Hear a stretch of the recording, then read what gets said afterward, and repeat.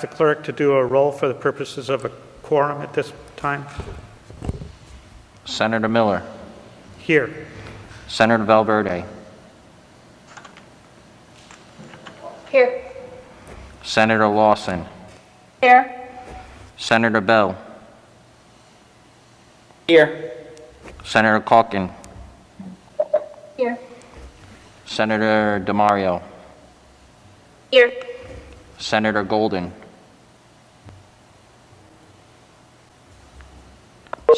Senator Paolino. Here.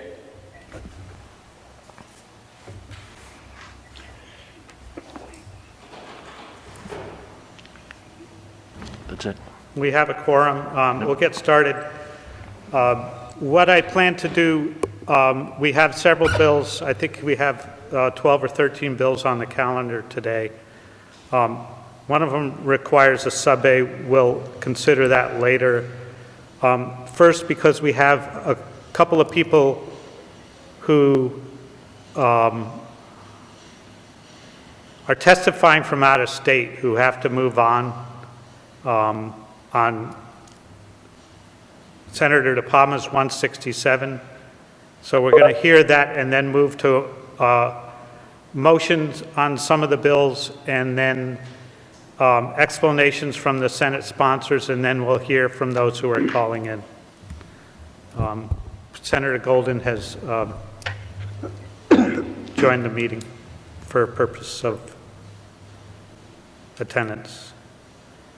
So, Senator DePalma, are you still with us?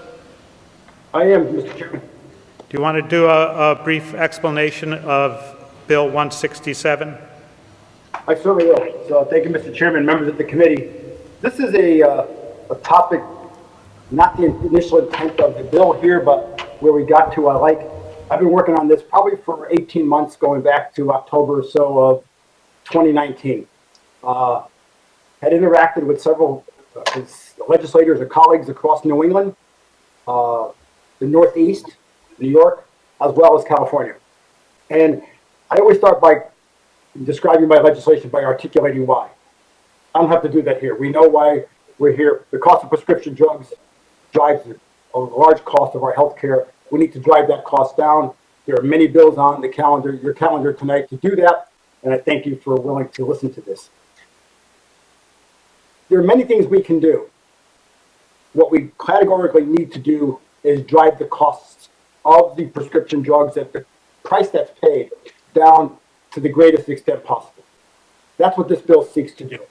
Let me also articulate in a minute, I've been in the conversation with the Council on State Governments about working to try and establish an interstate compact to try and move this bill forward as well. So a little bit about what's happening with the bill.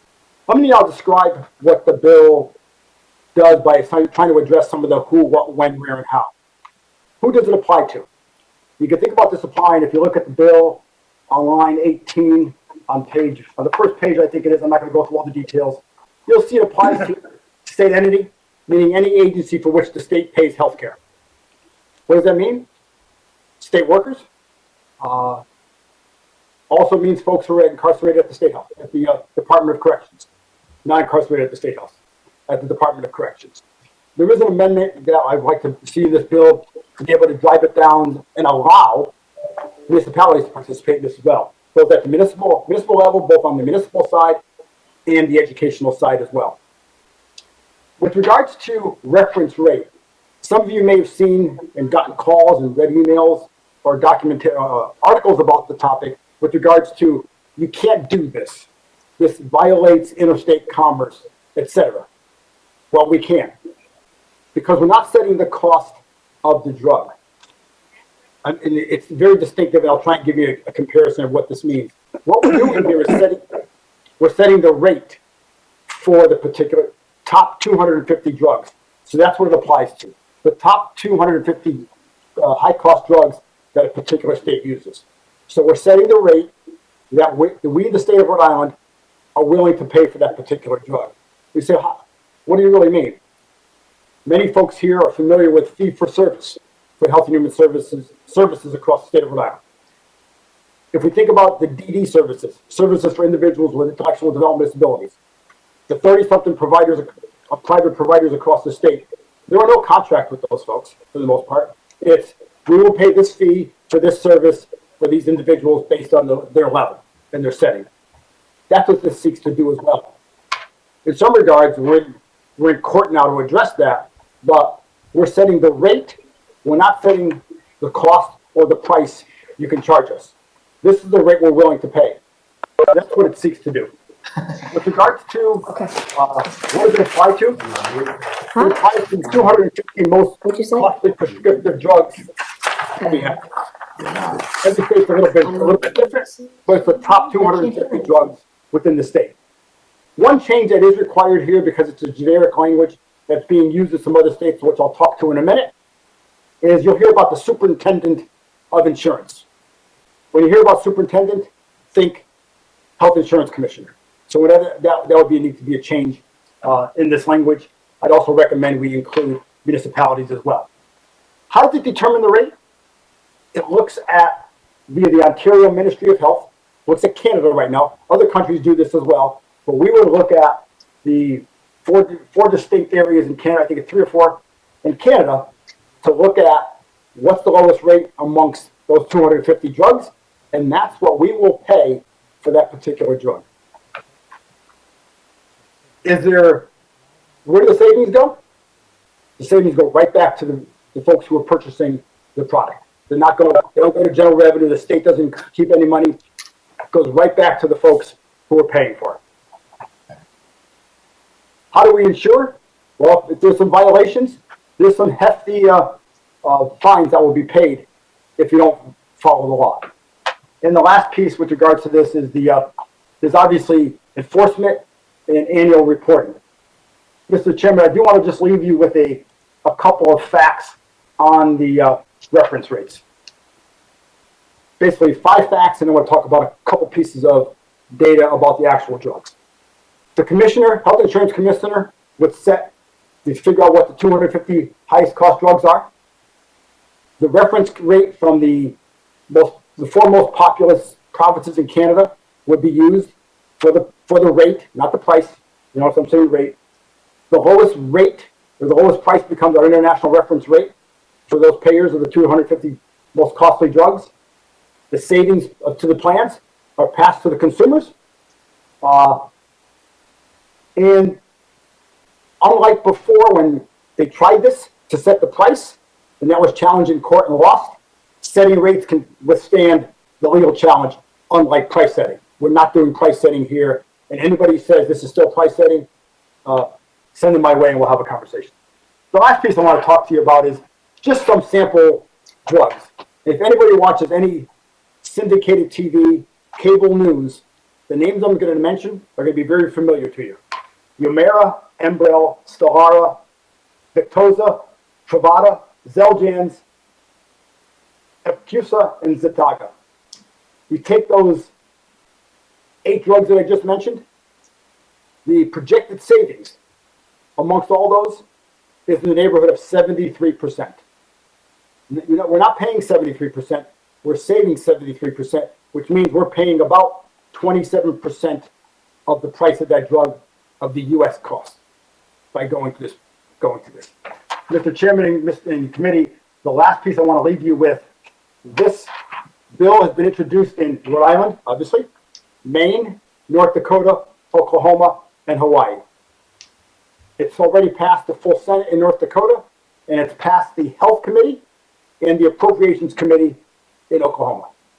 So it's moving. Other states may be introducing it as well. Mr. Chairman, I'll turn it over to you, and I know there are some, I know we got a couple letters from some folks supporting it with some modifications or concerns, but I know we have a key person on the line to testify in support of it. Yes, thank you. Any questions for Senator DePalma? Like I said, I'm trying to get this bill heard before some of the witnesses who are calling in from out of state have to go to other hearings. I'll come on the line. If you want to go to the witness and come back to questions, I'll still be here. I'm not going to. Sure, okay. It's up to you. Any questions for Senator DePalma? Senator Bell? So my question is just a quick one, and if we want to go to the witness first, I'd be fine with that. But if not, I'll ask now. So my question is, you mentioned that this would affect the fee-for-service Medicaid population. What effect would it have within the MCO market? So, Senator, let me be clear. What I meant was with regards to the fee-for-service and Medicaid, I was using that as an example. Like we pay fee for a service, we don't care what the cost of that service is. We basically say, Mr. Bell, we're going to give you $10 for that service. I see. If that service costs you $9.50 or $10.50, not that we don't care. In some regards, in the DD services, we don't care. But it also does not include Medicaid in here. Medicaid is expected to have the lowest cost. It doesn't. If you have a 340B plan, it might be, but it's not to address. Think of it as fee-for-service as the example. Got it. Makes sense. I was wondering if No. whether it had a split Medicaid market effect. So I think this is good legislation, and with some amendments, I think we should move it. Thank you so much. You're welcome. Yeah, we do know that some of this language was, Leg Council didn't catch some very overt errors on this, like in Rhode Island, the language be the Office of the Health Insurance Commissioner instead of Superintendent of Insurance, as an example of some of the changes we anticipate. Mr. Chairman, I would take that as my responsibility that I missed it. So. Yeah, so the first call we're going to try to get connected on for testimony is Drew Gatine.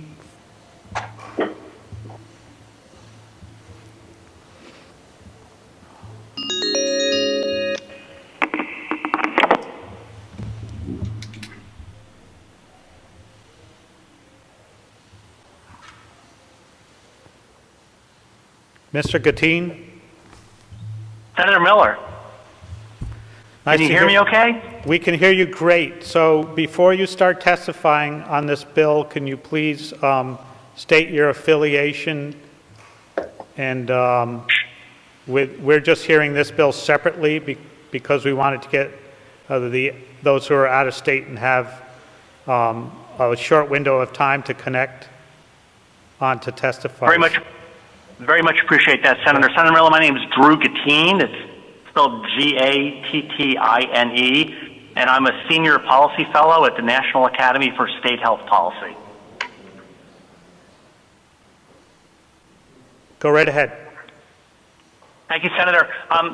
Senator Miller and members of the committee, I did submit written testimony, so I'm not going to read everything that I submitted. And to be honest, I did listen to Senator DePalma's testimony and have been working with him very closely. And, you know, I'm not going to try to cover all the same things because he said a lot of the things that I would have otherwise said. You know, I just want to introduce NASHB. NASHB is a nonpartisan forum of state policymakers. We believe that good health policy and innovation occurs at the state level. We can't all sit around and wait for Washington D.C. To help us solve all our healthcare problems.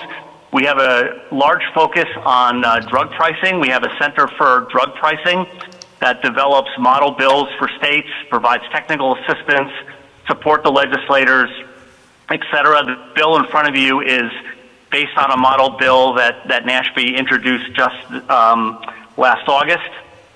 And again, the other thing important to understand about NASHB is we are not an advocacy organization, so I'm actually not testifying either for or against the bill, but we do stand behind the work that we do and work with legislators to provide technical support and any help that you need. Senator and members, you know, you all know why we're here. I think you understand this problem. You have a tremendous number of bills on your plate today that certainly evidence the fact that you understand the problem, simply by the fact that people are bringing these bills forward. Prescription drug prices are a huge problem for Americans and for residents of Rhode Island. And people in other countries spend less for the same drugs that Americans pay higher prices for. And one of the reasons is because in those other countries, they set rates. And in the United States, we do a lot of rate setting in other healthcare settings. You set rates throughout your Medicaid program, as an example. But when it comes to prescription drugs in the United States, we basically start with the price set by the manufacturers, and that becomes the starting point for the prices that we pay. Rate setting is a very, it's complicated and time-consuming, requires upfront investment. Lots of states don't want to create that infrastructure. But the good news is that other countries are actually already doing that work, and the result of that work is publicly available. As Senator DePalma described, this bill basically starts with the top 250th costliest drugs from your state employee health insurance plan. And from those top 250 drugs, it references over to prices that are publicly available from the 4 largest Canadian provinces. And the lowest price among those 4 provinces, if it's available, becomes the rate.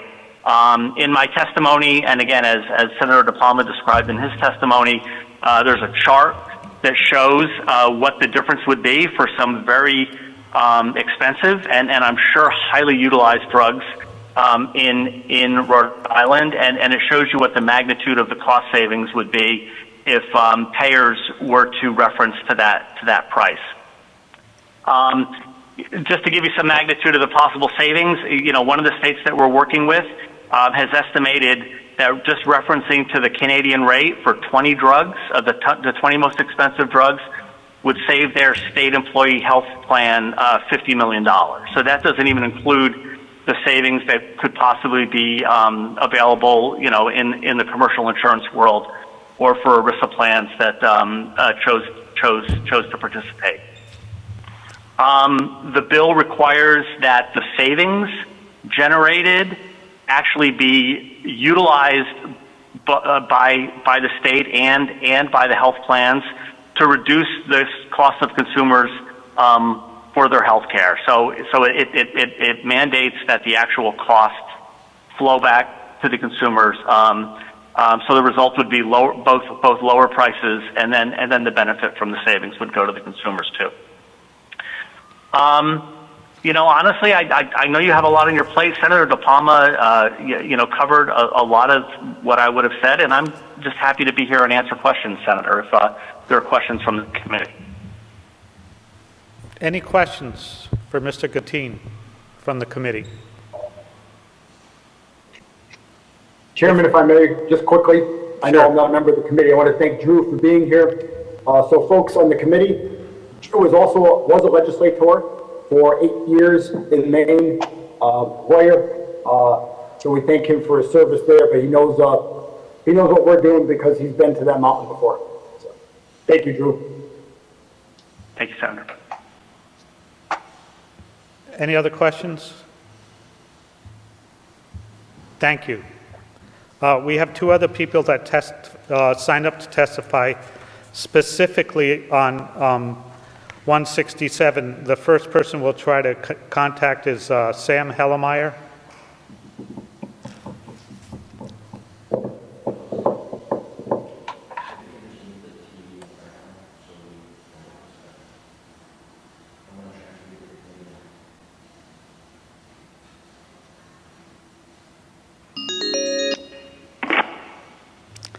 So, Mr. Halemeyer, we're going to hear 167 on its own, and then the rest of the legislation that's posted for today we'll hear soon after this bill.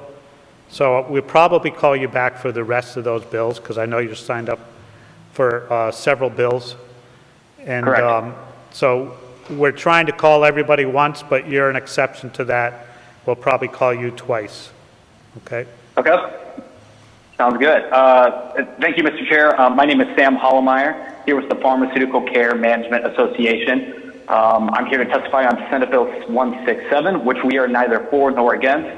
And Senate Bill 617 deals with reference pricing on certain drugs. I submitted written testimony, so I'll keep this brief.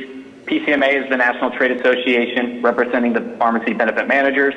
PBMs exist to make drug coverage more affordable by aggregating the buying power of millions of enrollees through their plan sponsors and clients. Since payers and PBMs do not directly purchase drugs, they reimburse pharmacies. It's not clear what the purchase price the bills are targeting. Is it either the reimbursement cost the pharmacy charges the plan, or is it the list price that governs the patient cost-sharing amount, if applicable? Again, PBMs do not set the list price of the drug. That lies solely on the manufacturers. While the bill has provisions to bring enforcement against manufacturers that open the market, there's really no penalty there's no penalty for keeping the price high. A suggestion is PCMA requests that you strike Section 21-38-2, since it finds the entities who have no control over the cost of the drug. Thanks for letting me speak today, and I'm happy to answer any questions from the committee. Any questions for Mr. Halemeyer? Thank you. We'll get back to you on the rest of the calendar. We should be on that soon. So thank you, and we'll move on to the next person signed up on 167, who is William Dane.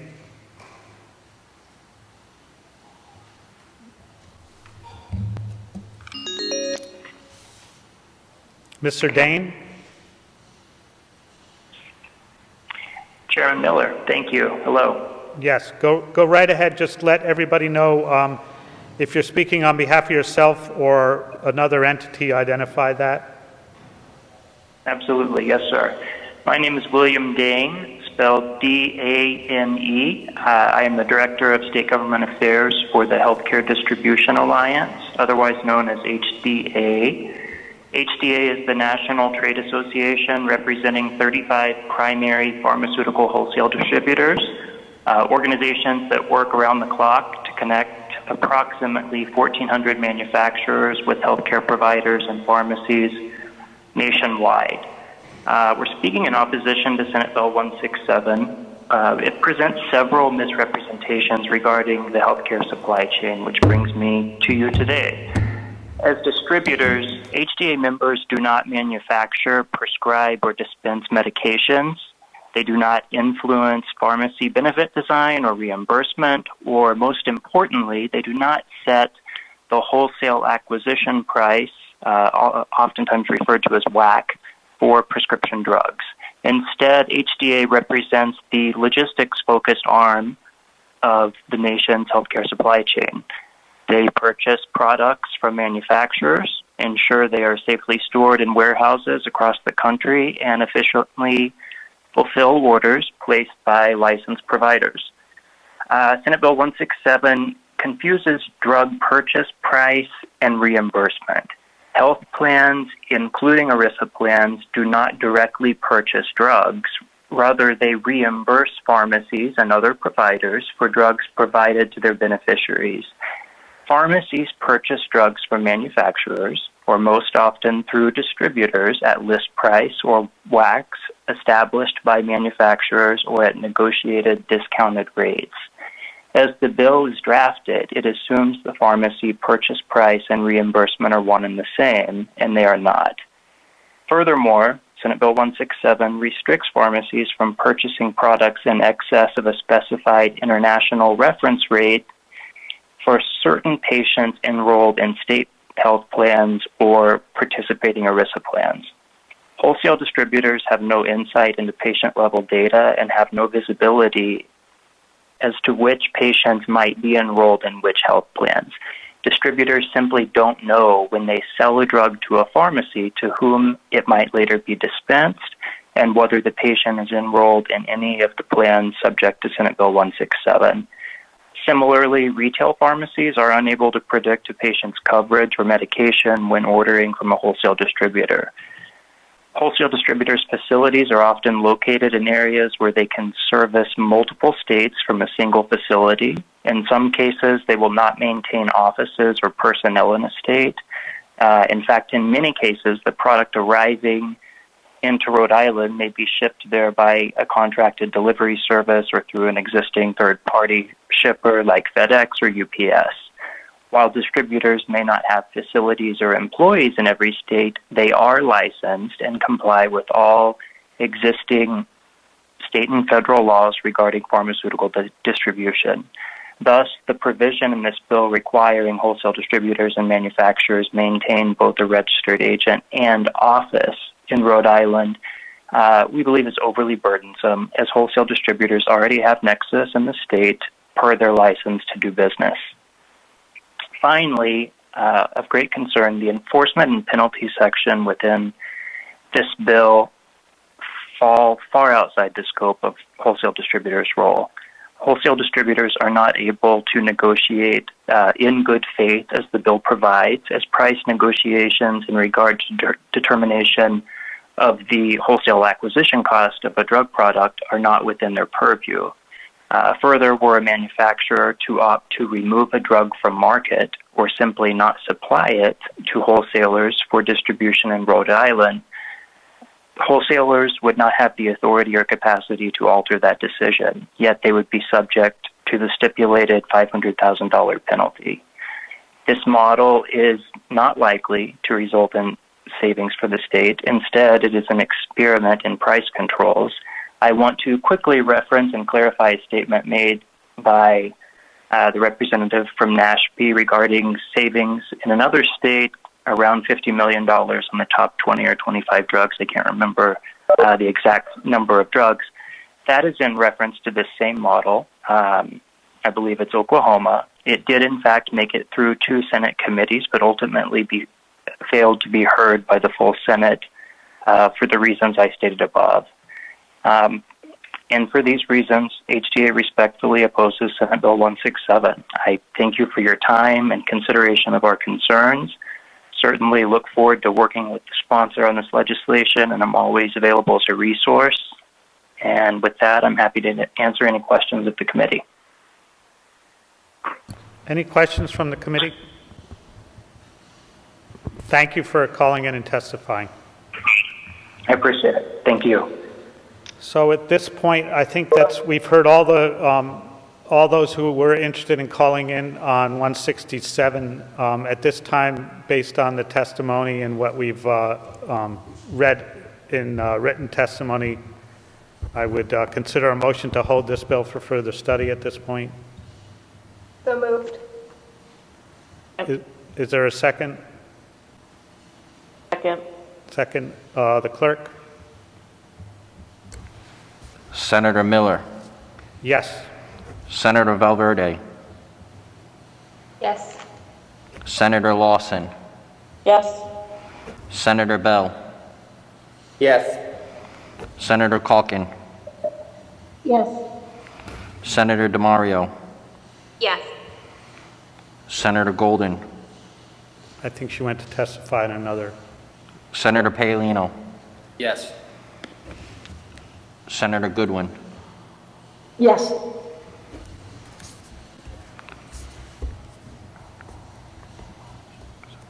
Eight yeas. Thank you. At this point, we have just been joined and are fortunate to have with us at this point our whip, Senator Mary Ellen Goodwin. And I'm going to go out of order, seeing as she has joined us, and hear Senate Bill 383. Senator Goodwin, do you want to introduce this bill? We've heard it several years in a row, so. And thank you for your indulgence, Mr. Chairman and members of the committee. As the chairman stated, for the new members on this committee, this is the 3rd year that I introduced this particular piece of legislation. Not only do I believe that it's vitally important, it has now become very personal to me as a human being. 3 years ago, when I introduced this bill, I liked the lobbyist. He was trolling the back of the Senate halls, and he's like, "Senator Goodwin, would you take a look at this legislation? Wondering if you'd be willing to sponsor this." And I said, "Yeah, let me take a look at it. Yeah, save lives, of course I will." So I put it in, never imagining 2 years later that I myself would be diagnosed with colon cancer. But this bill is not about me, and so here we have it. It's a very simple bill, but a lot of people put a lot of work into this over the years, including yourself, Mr. Chairman, and thank you for making the original bill a better bill, which we have here today. And I'd like to thank the insurance companies who participated in the discussions early on. I think you'll see in your files a letter from Blue Cross who fully support this measure, and really, folks, that's a big deal to have one of the major insurers here in the state support this particular piece of legislation. The former healthcare commissioner, Marie Gannum, put her efforts in this. Policy office, I know Kristen Silver from our legislative office added to this. Greg Parry, I mean, a lot of hands went in to having this bill crafted, and I appreciate all of its work. It's very simple. Essentially, it prohibits the cost sharing for those individuals who need follow-up colonoscopies or screening when it comes to colorectal cancer. We have a great deal of statistics, but I know there's experts far better than me that wanted to say a few words on this bill. But we know that for every dollar that we spend here on screening and the prevention of colorectal cancer, it's important because if you don't have that screening, an additional $3 is calculated as opposed to the dollar in cost savings. Really, I think that if there's any way that we can prohibit the growth of this, it's estimated that 460 Rhode Islanders will be diagnosed with this dreadful disease, and 160 Rhode Islanders will die this coming year of this disease. If it's caught early, it is treatable, and if it's not, the odds are very, very significantly diminished. Only 14% of the people diagnosed later than early stage don't live longer than 5 years. So the importance of this bill is of great magnitude, and I think this might finally be the year. I appreciate the unanimous support over the years in the state Senate. It passed unanimously, I think, all 3 years, or maybe last year it didn't pass because of the pandemic. It was we had the hearing, and then the next day the Senate shut down for business. But I'm hopeful for better results over in the House of Representatives this year. And so, Mr. Chairman, without any further ado, I'd be happy to answer any questions, but I'd also be grateful to hear from some of the expert witnesses. Yes, we also want to hear from Senator Archambault, who's joined us. But before he does, I want to clear up what it's been important for people to understand in this legislation is there's a company that has spent millions and millions of dollars to have a dancing box parade across our TV screens almost every evening. And an important component of this legislation is that some insurance companies, if you have gotten that test and sent in your dancing box, you no longer qualify to have a full extent colonoscopy covered on your insurance. So specifically, since that dancing box has become very popular, people have not anticipated that they would not get their colonoscopy covered based on the recommendations that they get a colonoscopy after they've had that test. And so that's an important component I just wanted to clarify for everybody. Any questions for Senator Goodwin? Senator Bell? Thank you so much, Whip Goodwin. I think this is a really important piece of legislation, and I really hope we can pass it into law this session. My question, as you may remember, when we voted on this previously, there was a floor amendment, which I voted against, which limited this to in-network care. And in their written testimony, Blue Cross has mentioned, as you referred to, that this was essential in winning their support for the legislation. And I understand the process of compromise. This bill had been blocked in the House for a long time. It was necessary for us to move it forwards. And sometimes compromise is necessary to move legislation. I'm wondering, though, whether the political situation might have changed a little bit in the House. I think that the previous speaker felt strongly that it was important to reach compromise with the health insurance companies, and I'm not sure that the House currently feels the same way. So I'm wondering if you still think that compromise is still necessary to bring Blue Cross on board, if there are avenues to possibly strengthen this legislation further as we move it towards passage, or if you feel that essentially it's necessary to keep this in here to make sure that we can pass this. Senator, if I had a crystal ball, I'd give you a perfect answer, but I don't know, Sam, to be honest with you. I would feel more comfortable if we left that in here as it was negotiated over the years to have this in-network clause. And so, you know, I think it's important that we leave it as is. But I understand, you know, if it didn't have this language, that it would be much expanded. And maybe we can work on that in the future. Thank you, Sam. Senator Bell. Thank you, Whip Goodwin, for all your work on this legislation. So, thank you, Senator Goodwin. I know Senator Archambault is trying to juggle testifying in this committee and staying involved in the Judiciary Committee, so I want to move to him as quickly as possible if there are no more questions for Senator Goodwin. Senator Archambault? Yeah, thank you, Mr. Chairman, and thank you to the committee members, particularly to Whip Goodwin, for putting this very important piece of legislation in. And I want to say, Senator Bell, that was some great insight. You won't see me doing any objection, point of order on that stuff. That it'd be a blessing if we could get it in network and out of network. Let's keep our fingers crossed. Many years back, Senator Chairman Miller, I had a surprise medical billing bill, and we had 14 committee hearings on it and subcommittee hearing meetings on it. Brought all these stakeholders to the table. It was great. Got all this press. We pass it. Lobbyist walks in the last day on the other side, whispers in somebody's ear, and it's over. I couldn't believe it. And just like that, yeah, I need these 3 bills killed. So I wish we had that crystal ball, but, you know, at least if we can get the heart of it, maybe we can temper it in the out years. This is really important to me. My dad passed from colon cancer when I was 19, and he was a remarkable human being to me and my family. Loving, kind, generous. He was like Jimmy Stewart and John Wayne wrapped in one, and really humble, seemed to possess this Solomon-like wisdom. And we didn't catch it in time. You know, he just didn't go to the doctor, and he kept losing it, weight, and, you know, my family never got over his loss. His lessons, life's lessons, live on with me. But I now have colonoscopies regularly, and I have precancerous polyps that are in there, and they take them out. And to think that someone would have the signs and yet be denied by the insurers because they're somehow raising this flag that they're in this box is reprehensible and counterintuitive to why we have insurance in the first place. So I don't want to get on a soapbox and decry insurance generally. It's important when you have it and that you have it and you need it. Maybe someday we'll get to a single payer system. But I think it's reprehensible that the insurance companies fight bills like this. It really, really sours me. And isn't it a blessing that we're sitting here with the whip and all she's going through, and she looks vibrant and energetic and happy, and, you know, you haven't lost a day on your wit, as I saw in the other committee.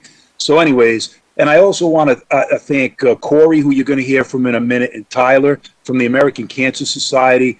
They're awesome. Corey has her own story to share, but they're really operating through passion, and this one's personal to me. And I thank the committee for their insights and their passion, and I hope that it passes the House this year. Shame on them if it doesn't, but I have faith in Speaker Shikachi. I think it will pass. So thank you, Whip. Thank you, Chairman, for taking my testimony. Any questions for Senator Archambault? Well, thank you for interrupting your judiciary duties to come down here to Health and Human Services. And I think he's signing out, and so we'll go to our first call, which should be Mr. Chairman. Barbara Baker. Mr. Chairman? Oh, yes. Would I be able to just offer a few words quickly before we get started? Of course. I just wanted to mention, as Senator Archambault eloquently said, that he was speaking with the American Cancer Society. I'd like to just share quickly that I also spoke with Corey and some of the advocates on behalf of the American Cancer Society as well. And, they're very passionate about the issue, and I've also become very passionate about the issue as well. I want to thank Whip Goodwin for her passion and hard work on it, and I look forward to supporting this legislation. I urge the committee to do so, and I hope it gets the rest of the chamber so they can as well. Thank you. So the first call we're going to try to connect with is Barbara Baker. Oop.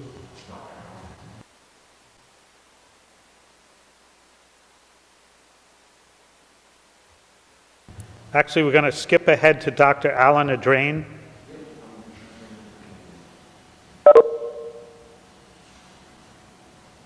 Dr. Adrain?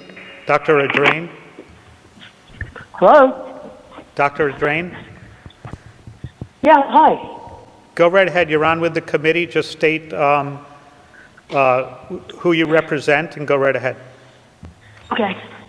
I am Alan Adrian. I'm a gastroenterologist at Providence. I am the governor for Rhode Island for the American College of Gastroenterology and past president of the Rhode Island Medical Society.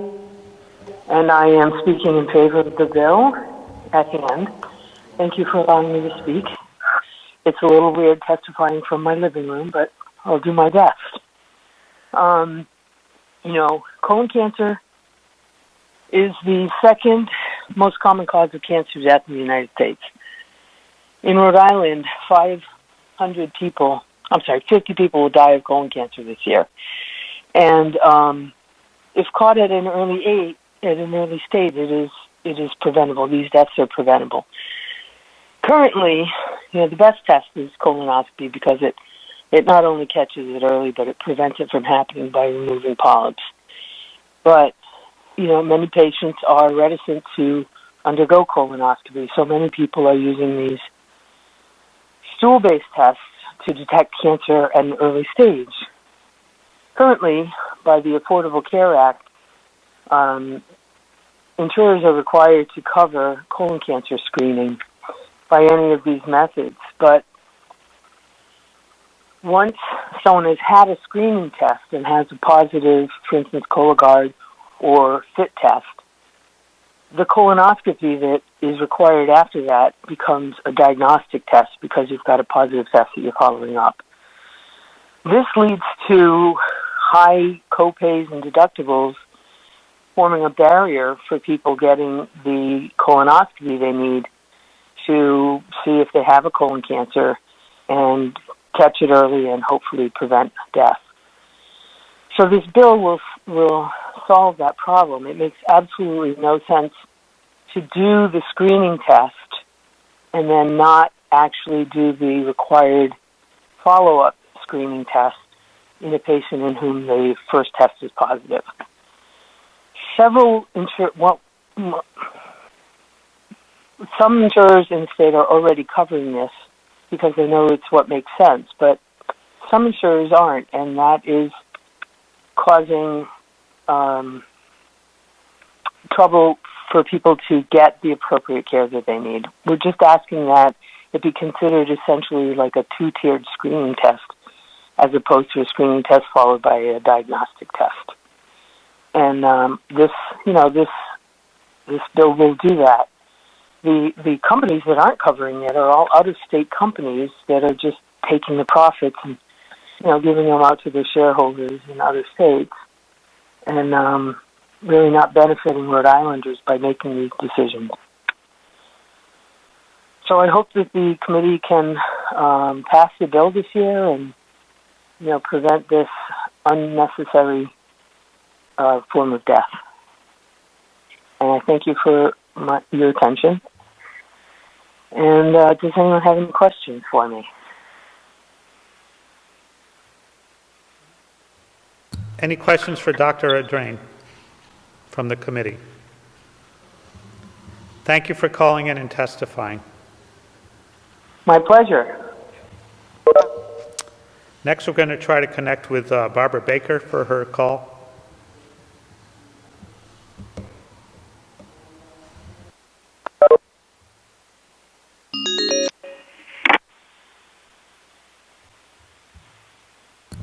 Ms. Baker, Yes. welcome to the committee. Go ahead with your testimony after you identify whether you're testifying for yourself or on behalf of another affiliation. I'm testifying in the capacity of both, actually, for myself, and I'm also a member of the American Cancer Society Cancer Action Network. So good evening, and thank you for the opportunity to provide testimony tonight on the importance of this bill to remove barriers to colon cancer screenings. I am a stage 3 colon cancer survivor. I am also someone who is graced that I was able to have it diagnosed at stage 3 and survive. I know from personal experience it's very easy to procrastinate and put off the colonoscopy. For me, it was the preparation, which we all know is not fun. I was also very busy with my career and making a living, and felt that I was too busy to get the colonoscopy.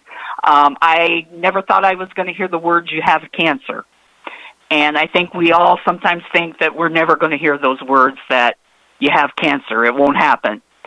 Well, I'm a prime example that it does happen. And I can tell you, if there are financial barriers and expenses occurred for an exam before the colonoscopy, it's only going to be a further incentive for people to put off an imperative exam that saves their lives. We need legislation like 383 to remove all the many incentives to delay the screening and to promote the importance of colonoscopies. I have no doubt if I had waited a few more months, I probably would not be a survivor and I wouldn't be speaking to you tonight. Someone else would be sharing my story as an example of what not to do and the reasons why financial access, education, and regular screening are so important. I am here, and I know from personal experience what I went through with cancer is an experience that no one else should endure. But luckily, colorectal cancer is extremely preventable with screening. And I'm going to just share one more insight from my experience just to enhance why this bill is so important. I had a quarter-sized mass in my rectum, and it actually had went outside the rectum, and my surgeon told me she couldn't get a clear image of one of my ovaries, so she asked for my permission to remove it if it looked like it was infected, and I gave her permission. And after the surgery, she told me it wasn't safe the ovary was not safe to stay in your body, Barbara. We had to remove it. So once again, I am living proof that the colonoscopy saves lives. I was going to cancel that colonoscopy, and I know that I wouldn't be here speaking tonight. So I just want to emphasize that colonoscopies save lives. So I'll close by saying, if there has to be a diagnosis of colon cancer, let it be at the earliest stages as possible with the words treatable and curable. And that comes with having access to diagnostic exams like the colonoscopy, quality health care, and education on colon cancer. I urge you very much to support this bill, and this bill will ensure that colonoscopies are not only limited to those with financial access, but to everyone. So in solidarity, I thank you for the opportunity to speak, and thank you for listening to my story. Any questions from the committee? I just want to thank you for joining the Cancer Action Network and becoming such an effective advocate, and how relevant your story has been to this issue. Thank you very much, sir. I appreciate it. I'm honored to share my story. I hope it saves future lives.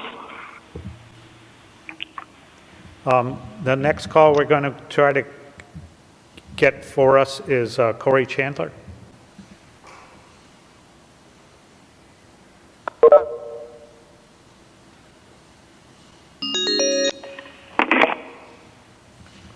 Corey, just for the record, for those who are listening in or watching that are not on the committee, just state your affiliation before you testify.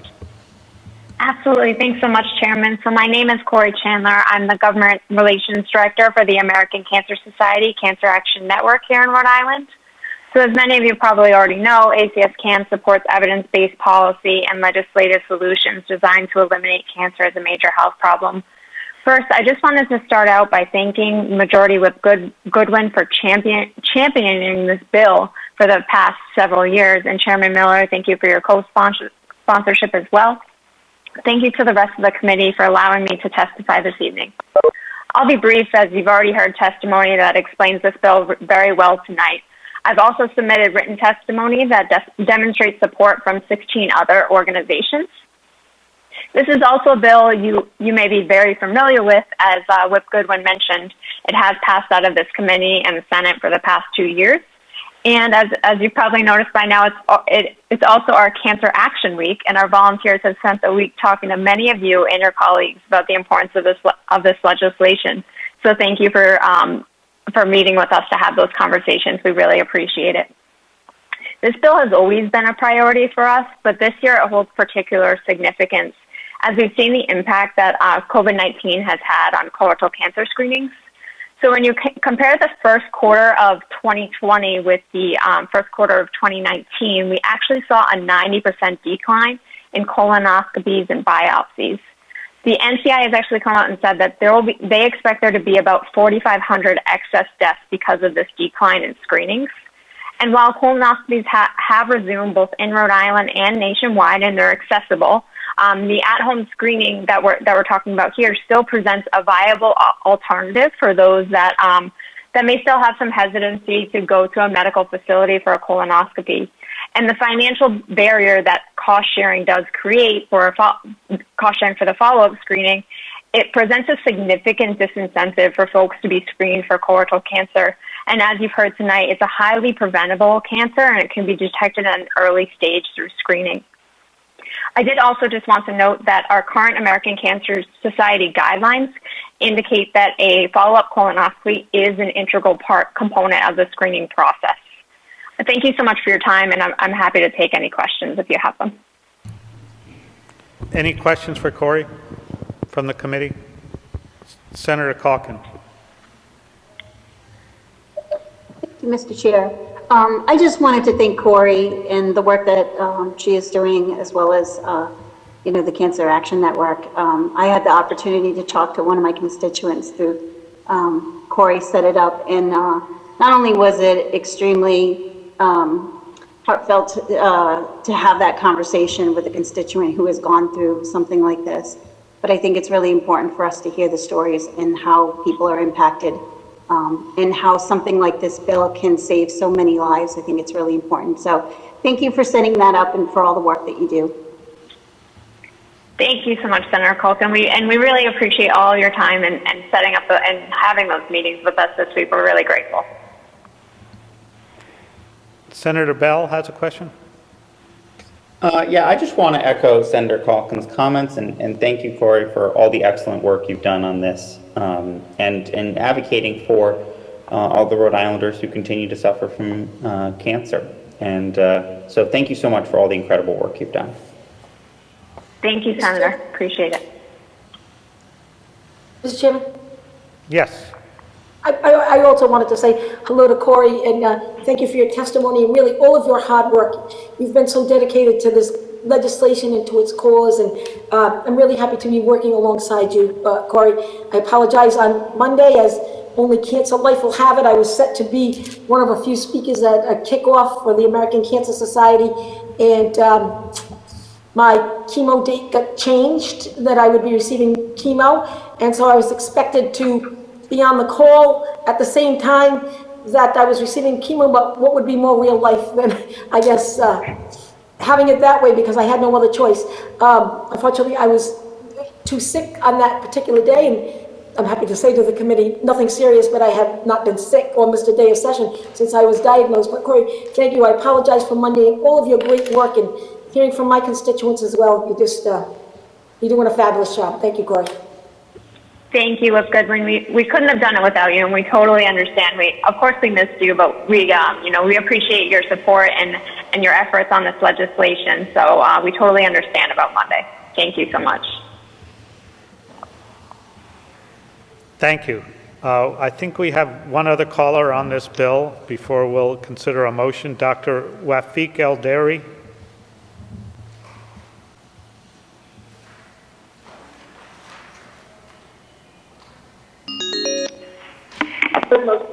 Thank you. I apologize for Monday and all of your Doctor?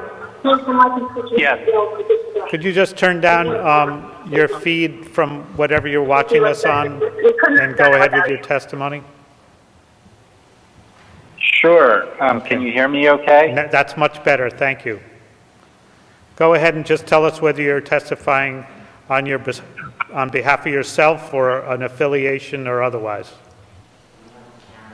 Sure. Thank you, Chairman Miller and the committee, and thank you, Senator Goodwin. It's good to see you, and thank you for championing this bill. My name is Wafik Eldiri. I'm a physician scientist and the director of the Cancer Center at Brown University, associate dean at the medical school, and a practicing medical oncologist who specializes in the care of patients with colorectal cancer. So I'm testifying on behalf of myself as well as the Cancer Center here at Brown. I'm calling in very strong support of this Senate Bill 383. As you've heard from several other people already, and as I think you all would agree, this legislation can save lives by catching colorectal cancer when it's curable, by reducing the barriers. No one really should have these financial barriers. And I am a medical oncologist who treats patients with advanced disease, and many of these patients come to us not having gotten the recommended screening, and as you know, when colon cancer is caught early, it's curable. When it's caught late, as you heard from Senator Goodwin, very few people do well in the long term, so we really do want to avoid that if at all possible. Screening is recommended to begin at the age of 45 by the American Cancer Society and others, and earlier for those with higher risks such as family history. The current situation with cost sharing really puts undue financial burden and disincentives to keep people from having the gold standard test, which is colonoscopy. In addition to everything you've heard, this leads to disparities in patient outcomes for those who can't pay the extra costs if they've had those prior tests. So for the 160 people in Rhode Island who will lose their life this year and every year, your support will help to save lives. So I'd be happy to answer any questions if you have any. Thank you. Any questions? Mr. Chairman, I don't have a question, but I have a comment. Sure. I just wanted to say hello to you, Dr. Eldiri. I kiddingly tell people I'm under the care of a very capable, wonderful caring oncologist, Dr. Breakstone, over at the Miriam Hospital. I call Dr. Eldiri my online oncologist. I follow him on Twitter. I suggest if you really want to look into advanced cancer cures, that are in all stages of testing, follow Dr. Eldiri. He has something to say all the time. And of course, he significantly in all kinds of late-stage cancers, not specifically colorectal cancer, but every time I see him come up with a new post, I immediately go down to, of course, all things being, I guess, personal to me, to see if he has any advanced cures for the colon cancer area. But Dr. Eldiri, you do a fabulous job keeping people updated, and keep up your good work. And thank you, Senator Goodwin. That's all, Mr. Chairman. Questions from others in the committee? For the doctor, thank you for calling in. Thank you. Bye-bye. And I was mistaken when I said we were done after this, Doctor. Karen Malcolm is also going to be connected, and then I think we're ready for a vote after that.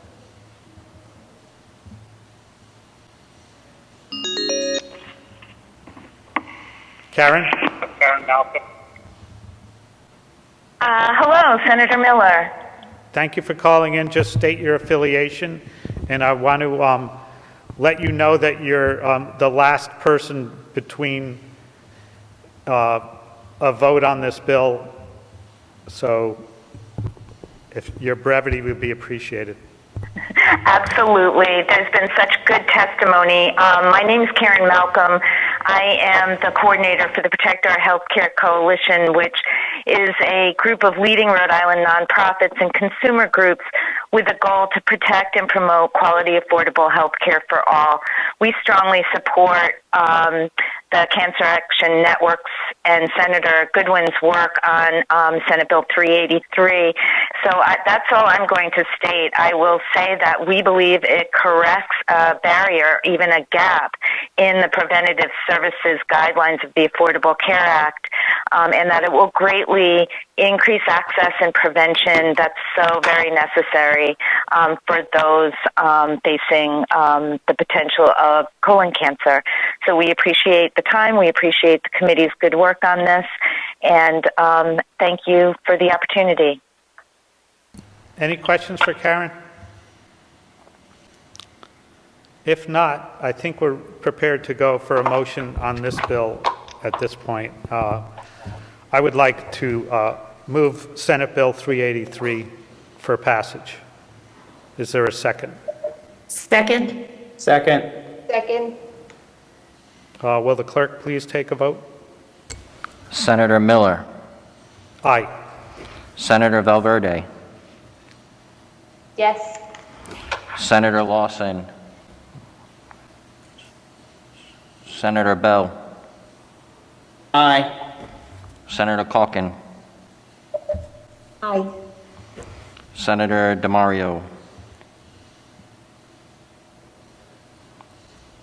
Senator Golden. Aye. Senator Paolino. Senator Goodwin. Yes. 6. Thank you. There are 6 votes in favor of the bill, and Senator Goodwin, I have a very good feeling about this year and the way the House I'm better than any other year that I've been around here that this bill should expect it to be signed by the governor. Here's hoping, Mr. Chairman, and thank you, members of the committee. Yep. So next, what I want to do in order to speed up the ability to make it easier for people to call in and speak on all the bills they may have signed up for is to go back to the procedure that this committee and others have seen as most efficient for people calling in, and to make a motion on several bills and then go ahead with the calls. Before we go ahead with the calls, what we'll do is we'll have any senator who is present, and we'll reserve them if they're off on another hearing to come back and explain the bill on their behalf. And so with that, what I want to do is make a motion to hold for further study Senate Bill 170, 381, 487, 494, 496, 497, 498, 499, and 592.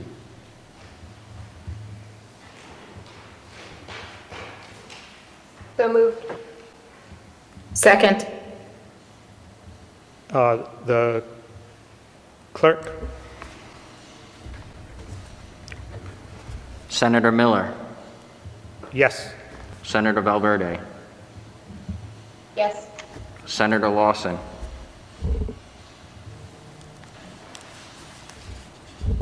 Senator Bell. No. Senator Calkin. No. Senator DeMario. Senator Golden. She just said yes with her mic off, I believe. All right, yes. Senator Paolino.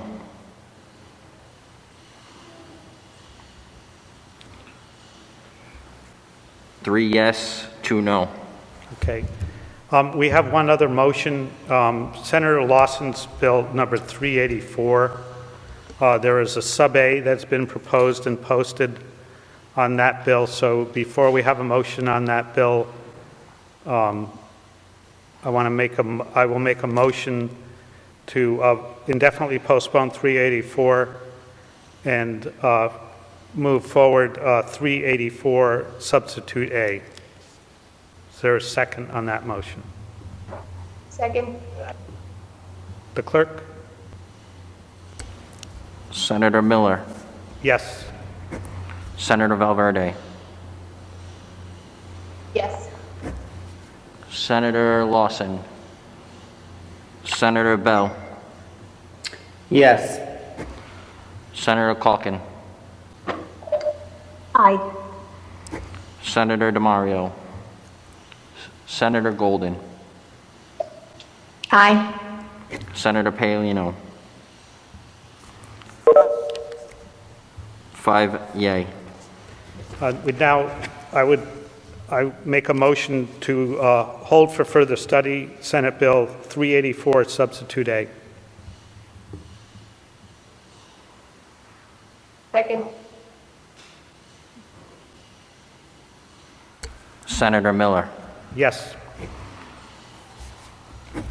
Senator Valverde, Yes.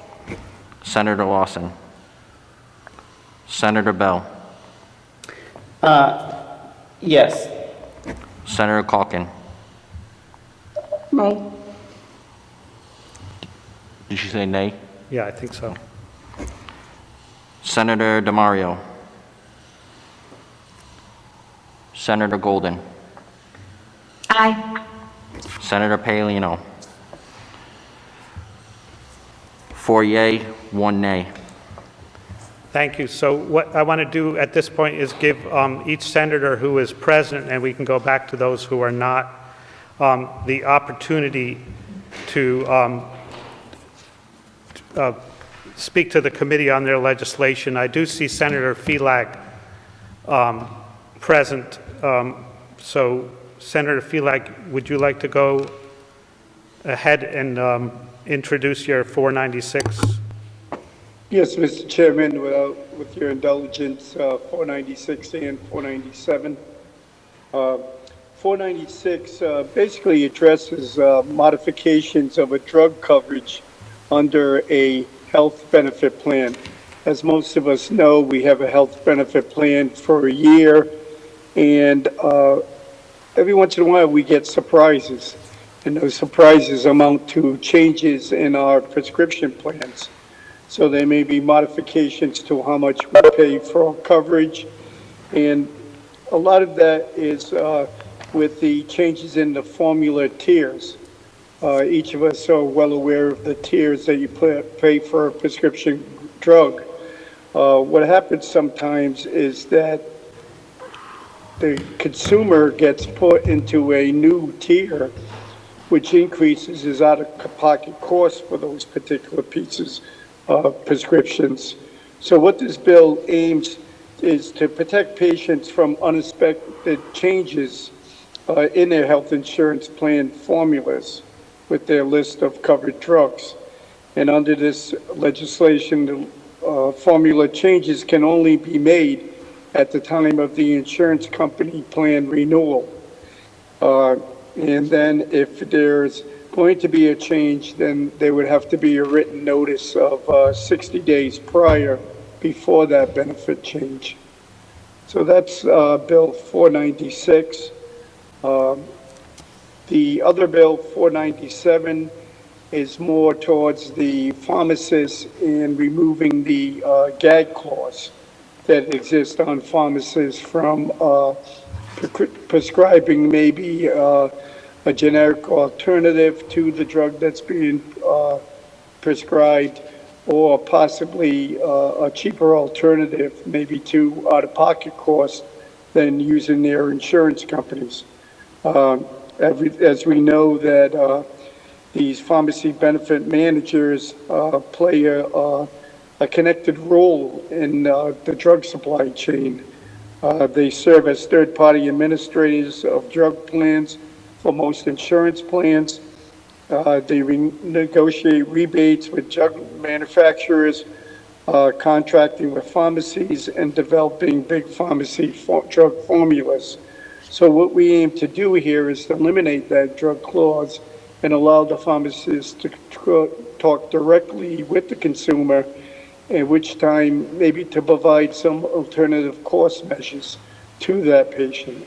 And basically that's the gist of both of those pieces of legislation. So thank you for your time, Mr. Chairman. Any questions for Senator Filak? Thank you for joining us. Thank you. Yep. And thank you. Senator Murray, do you want to go ahead and introduce? Yeah, so thank you so much. Yep. Good evening, Mr. Chairman and honorable committee members. I want to thank you for the opportunity to speak on Senate Bill 170. It's fairly straightforward. It would require that health insurance carriers cap the out-of-pocket cost of insulin at $50 for a 30-day supply, and equally as important, that the deductible not have to be met before patients are able to take advantage of this cap. I know you're going to hear a lot of statistics and data from health experts, so I'm not going to give you a lot of that. But I will say that we know that diabetes affects people of all age groups across every community. And sadly, we also know that there are folks out there who are rationing their insulin simply because they cannot afford it, and they are dying because of it. Insulin, like healthcare, is a right, not a privilege. No one should have to make the decision between buying life-saving medications, paying for groceries, or paying their rent or keeping their utilities on. This pandemic has highlighted the importance of keeping essential medications like insulin affordable. People with pre-existing conditions like diabetes are at greater risk of the coronavirus. And so really, this is just an issue of health equity. We as legislators have the opportunity and the ability to take significant, meaningful action to fight RX greed and lower the cost of prescription drugs. And the time to do that is now. I know you'll be hearing a great deal of testimony on this bill, so I'm going to be very respectful of your time. However, I do want you to know that there are several House versions of this bill that I know are being discussed. So I want to thank those of you who voted to hold this bill so that we can move the best version forward that best benefits the patients that rely on this life-saving medication. Thanks so much. Any questions for Senator Murray on 170? Senator Bell? Thank you so much, Senator Murray, for introducing this legislation. I strongly support it. My wife is a type 1 diabetic, so we know firsthand how important this is and how much insulin can really, really hurt people with the amount that you can be charged. And it makes health insurance a life and death situation for so many people, and it's real tough. We've had friends who've been diabetic, who've lost their jobs, who've worried about running out of insulin, and it's really brutal. So thank you so much for this legislation. I noticed you mentioned at the end there are a couple of House versions. I know my representative has a version, I think, with a $25 price. I'm wondering if you had thoughts on what you want to see finalized in terms of how we bring these different versions together. And what kind of end vision you're looking for, or if it's still in the negotiation process. I understand that. Yeah, I believe that the different sponsors are trying to compromise. I think including the deductible part is super important, and of course, I would love for the cap to be lower. But at the end of the day, I just think that it's really important that we move this forward, whatever they decide that compromise is going to be, and we can subsequently sub-A this to match, because this year is the year that this needs to happen. Thank you so much. Let's do it. Any other questions for Senator Murray? I'd just like to make one comment. As we first heard Senate Bill 167, I think Rhode Island and any other state would be best off with the type of legislation that Senator Murray is introducing, aligned with and passed concurrently with the type of legislation that 167 represents. If this state and other states had both types of legislation, we would be protected by the inflationary impact of not having a bill like 167 on limiting the cost. There's nothing currently that in 170, we limit the patient's copay, but we don't limit the insurance absorption of the rest of the expense of the insulin as the price of it skyrockets. And if we had both 167 and 170, we would save all those who are insured money by capping the cost to purchase the drug. And therefore, I think we should look at the bills, and bills like 170 and bills like 167 as important to each other. I believe Senator McCaffrey is participating in other committees. Senator Burke, we are attempting to see if he wants to come on to testify on behalf of his legislation. Senator Ruggiero is also monitoring or participating in other committees. We heard from Senator Felag. Senator Lawson, I believe, will return to the committee after she testifies on legislation of hers in judiciary. Senator Coyne is concurrently chairing judiciary. And I will briefly go through 592, which updates and revises the current law on pharmacy benefit managers and prescription drug pricing, including establishing an allowable cost limit and providing for amended administrative appeal procedures. I'll comment as we get testimony in on that, so we can move ahead with the phone calls. So, Senator Burke is on. Okay. Is he on the phone? Senator Miller? Yes. Did you want to do the drug importation bill? The which? 590, I forgot the number. 499.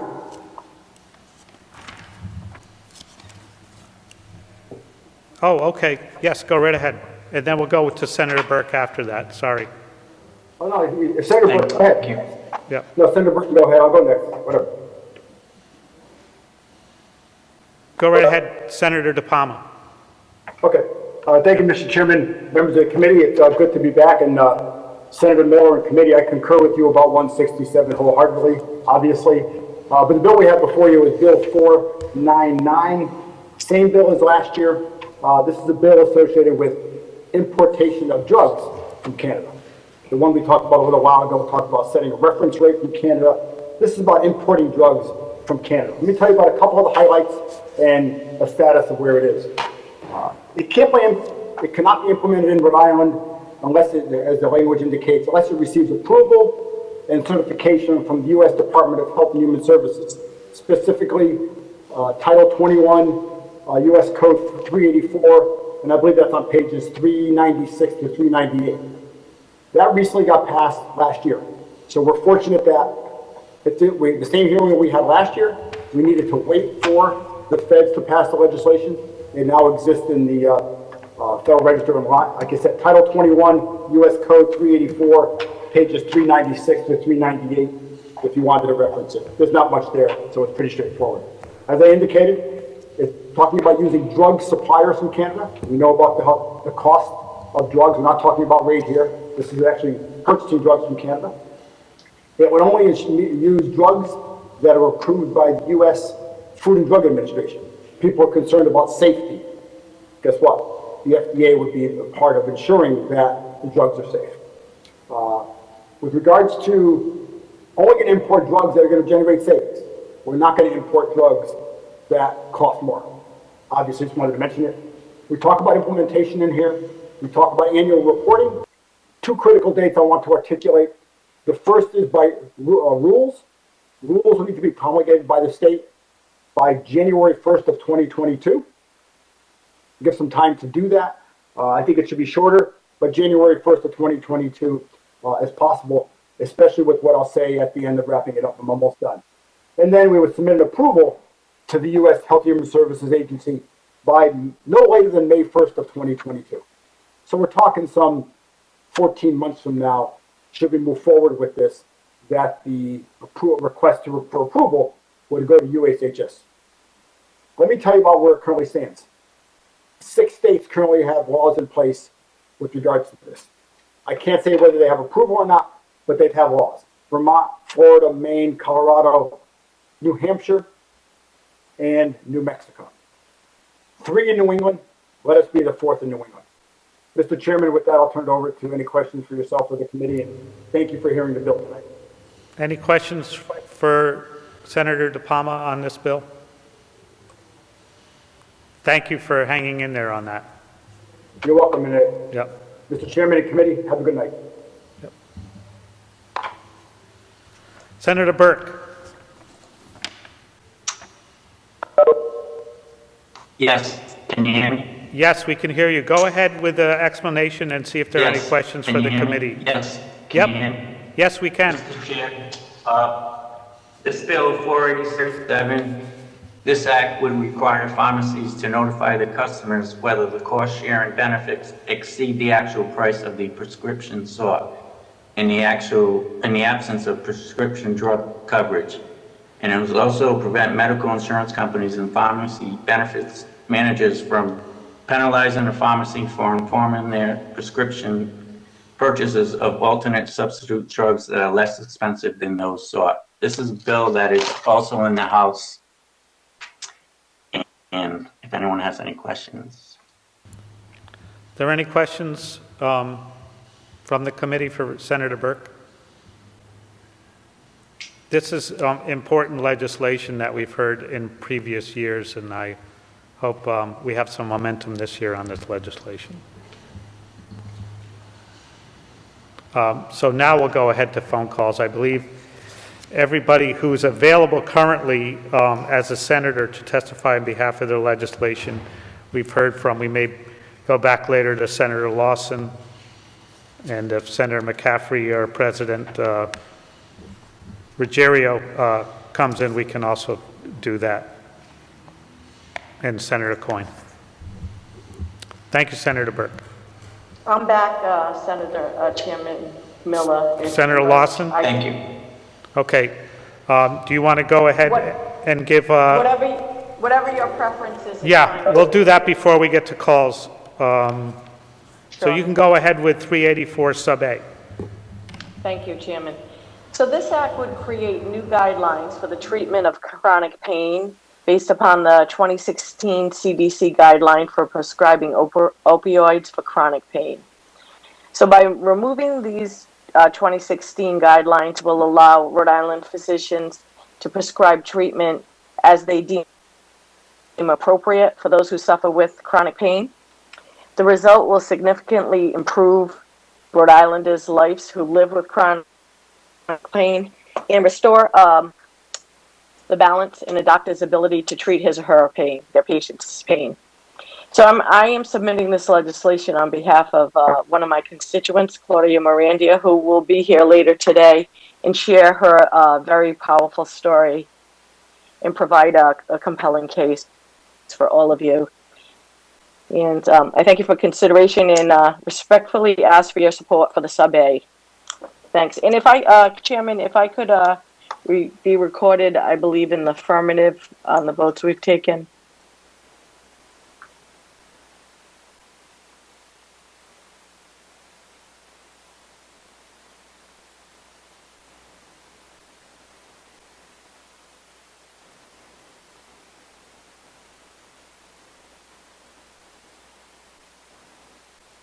We can't hear you, Mr. Chair.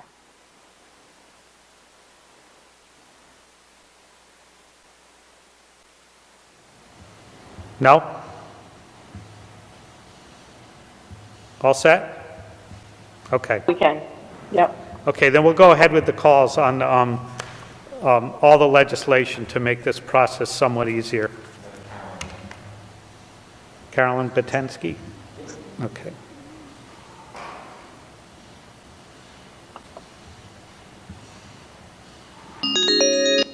Very powerful story. Carolyn? Yes. Okay, you're on with the Senate Health and Human Services Committee. Please let us know if you're speaking on behalf of yourself or are you affiliated with any organization, and what bills you're testifying on, because we're hearing several bills. Yes. 384, I believe the one that's substituted with A. Yep. Okay. And I am speaking on behalf of myself and my husband. I'm Carolyn Betensky, Betensky. I live in Providence, and I'm a professor at URI. I am here today to share with you my experience as a caregiver to a chronic pain patient. My husband, Robert, who has endured terrible pain for many years. We live in constant fear that the crackdown on opioid abuse will keep him from getting the medication he needs. This is not an irrational fear, as legitimate pain patients are often viewed as if they were scheming to get high. The pain management doctor who has known and treated him since 2005 has felt pressured to reduce his medication level for non-medical reasons, thanks to the overly broad application at our state level of the CDC guidelines for opioid prescriptions. The pain that Robert experiences, and that I experience too in my own way, has been compounded by our anxiety that at any point he could be forced off the medication he needs. And this is why we need to pass this bill to protect pain patients. Robert suffers from loin pain hematuria syndrome, which is an extremely painful condition listed in the Rare Disease Registry of the National Institutes of Health. As most people aren't familiar with this condition, I'll read you some highlights briefly from the NIH database. This condition causes severe, unexplained loin pain and blood in the urine. The pain can be on one or both sides of the body. The frequency and length of pain episodes can vary. The cause of LPHS is currently unknown. Treatment for LPHS is focused on managing the pain. LPHS can affect people differently. The episodes of pain and blood in the urine can last hours or weeks, or in my husband's case, years. Episodes may occur several times a year or more. Sometimes the symptoms are constant and do not go away. The pain associated with LPHS can be chronic and or severe and may decrease a person's quality of life. And it goes on. Before being diagnosed, I'm moving away from the NIH definition. Before being diagnosed with LPHS, Robert had other serious urological and nephrological problems, including numerous kidney stones, surgeries for kidney stones, and surgeries for ureteral cysts. He had a partial nephrectomy in 2002, a full nephrectomy in 2007, and a ureterectomy in 2008. Finally, he underwent a risky renal denervation surgery on his one remaining kidney in 2018, and the surgery didn't work because they couldn't sever all the nerves of the kidney. And I'm sharing all this with you not to gross anybody out, I'm really sorry, but to give you a sense of how much suffering my husband has endured. There is nothing he can do to escape the debilitating, excruciating pain he experiences besides taking opioid medications at a high dosage. And those medications do not free him of pain, but just make his life bearable. These medications take him from a pain level of 9 or 10 to a pain level of 3 or 4. I could go on, but I'll stop. There's literally nothing left for him to do besides take these medications. The same drugs that kill people who abuse them save the lives of people who need them. And legitimate pain patients need to be protected, not punished. Thank you so much for listening to my testimony. And that's all. Senator Bell has a question for Carolyn. Yes. I want to thank you, Carolyn, for your deeply moving testimony. And in light of your testimony, I'd like to request that I be recorded in the negative on the motion to hold this particular piece of legislation. I'd also like to request, if it is possible, in view of Senator Murray's comments, that Bill 170 should be held in order to facilitate the process with consolidation of the House versions and in support of the effort to lower the price.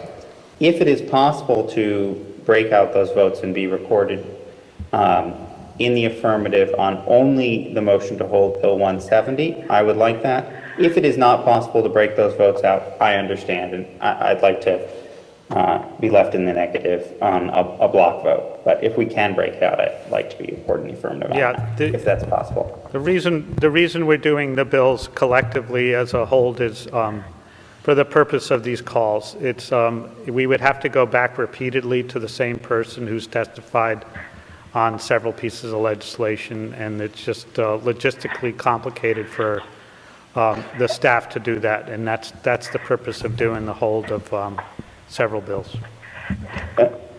I understand, Mr. Chairman. So if it is impossible to just simply change that one vote, then I understand that, and I would just like to request to be recorded in the negative on the motion to hold Bill 384 only. We can change that vote. So Thank you so much, Mr. Yep. Chairman. The next person, if there are no other questions for Ms. Batensky, I want to thank her also for testifying. Thank you. Thank you so much for hearing this bill. Okay. The next person we're going to hear for is Christopher Durrigan.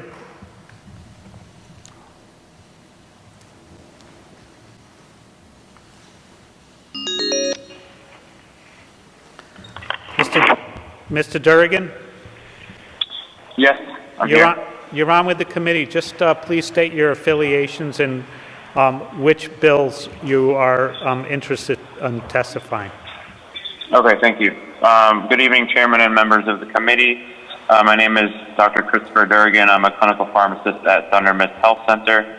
And today I am testifying on behalf of Thunder Mist in support of Senate Bill number 170. So Thunder Mist, just for background, cares for about 1 in every 20 Rhode Islanders. We serve patients from every zip code at our health centers in Woonsocket, West Warwick, and Wakefield. Thunder Mist's mission is to remove barriers to health care, and we care for everyone regardless of ability to pay. Thunder Mist provides access to quality health care for many Rhode Islanders who otherwise would go without care. And nearly 50% of our patients have a chronic condition defined as by the Centers for Medicare and Medicaid Services. And most of these patients require medication to control what would otherwise be a life-threatening condition. In terms of this bill specifically, as I'm sure you're aware, insulin is a life-sustaining medication without an alternative as effective as it. And for some patients with diabetes, there's actually no alternative at all to insulin. And recently a Yale study found that 1 in 4 patients ration insulin due to cost. What's the risk? Hospitalization to receive insulin at a much higher cost of care, or worse, could lead to coma and even death. So these alternatives all increase healthcare costs much more than capping the copay for insulin at $50. Without access to affordable medication, our patients don't truly have access to quality health care. This legislation is an important step towards making life-saving medications available for all. We respectfully encourage passage of Senate Bill number 170.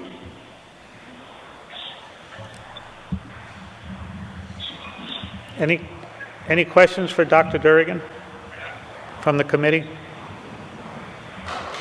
Thank you for calling in. Thank you.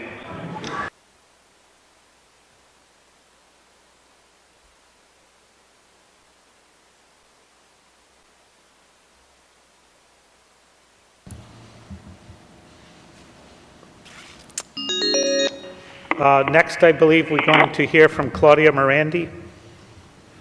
Senator Josh Miller, how are you? Can you folks hear me well? Yes, we can. Go right ahead and just let us know which bills you're testifying on, and if you have any affiliation, what it is. Yes, I'm testifying in support of Senate Bill 384, and I am testifying on behalf of myself and also on behalf of the Doctor-Patient Forum and also the Don't Punish Pain Rally organization. This is my 4th year returning to the Rhode Island General Assembly. I am the founder of the Don't Punish Pain Rally organization. I have a membership of over 20,000 members, and we have chapters in all 50 states. A version of this bill has been passed in New Hampshire as well as other states.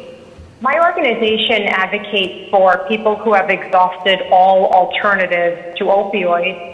They have painful, incurable diseases consisting of cancer, sickle cell, multiple sclerosis, rheumatoid arthritis, or they could have been in a horrible accident. As a person with severe Crohn's disease, I spent about 10 years of my life inpatient at Merriam Hospital with constant admissions. Due to the severity of my illness, I had to sell my court reporting agency.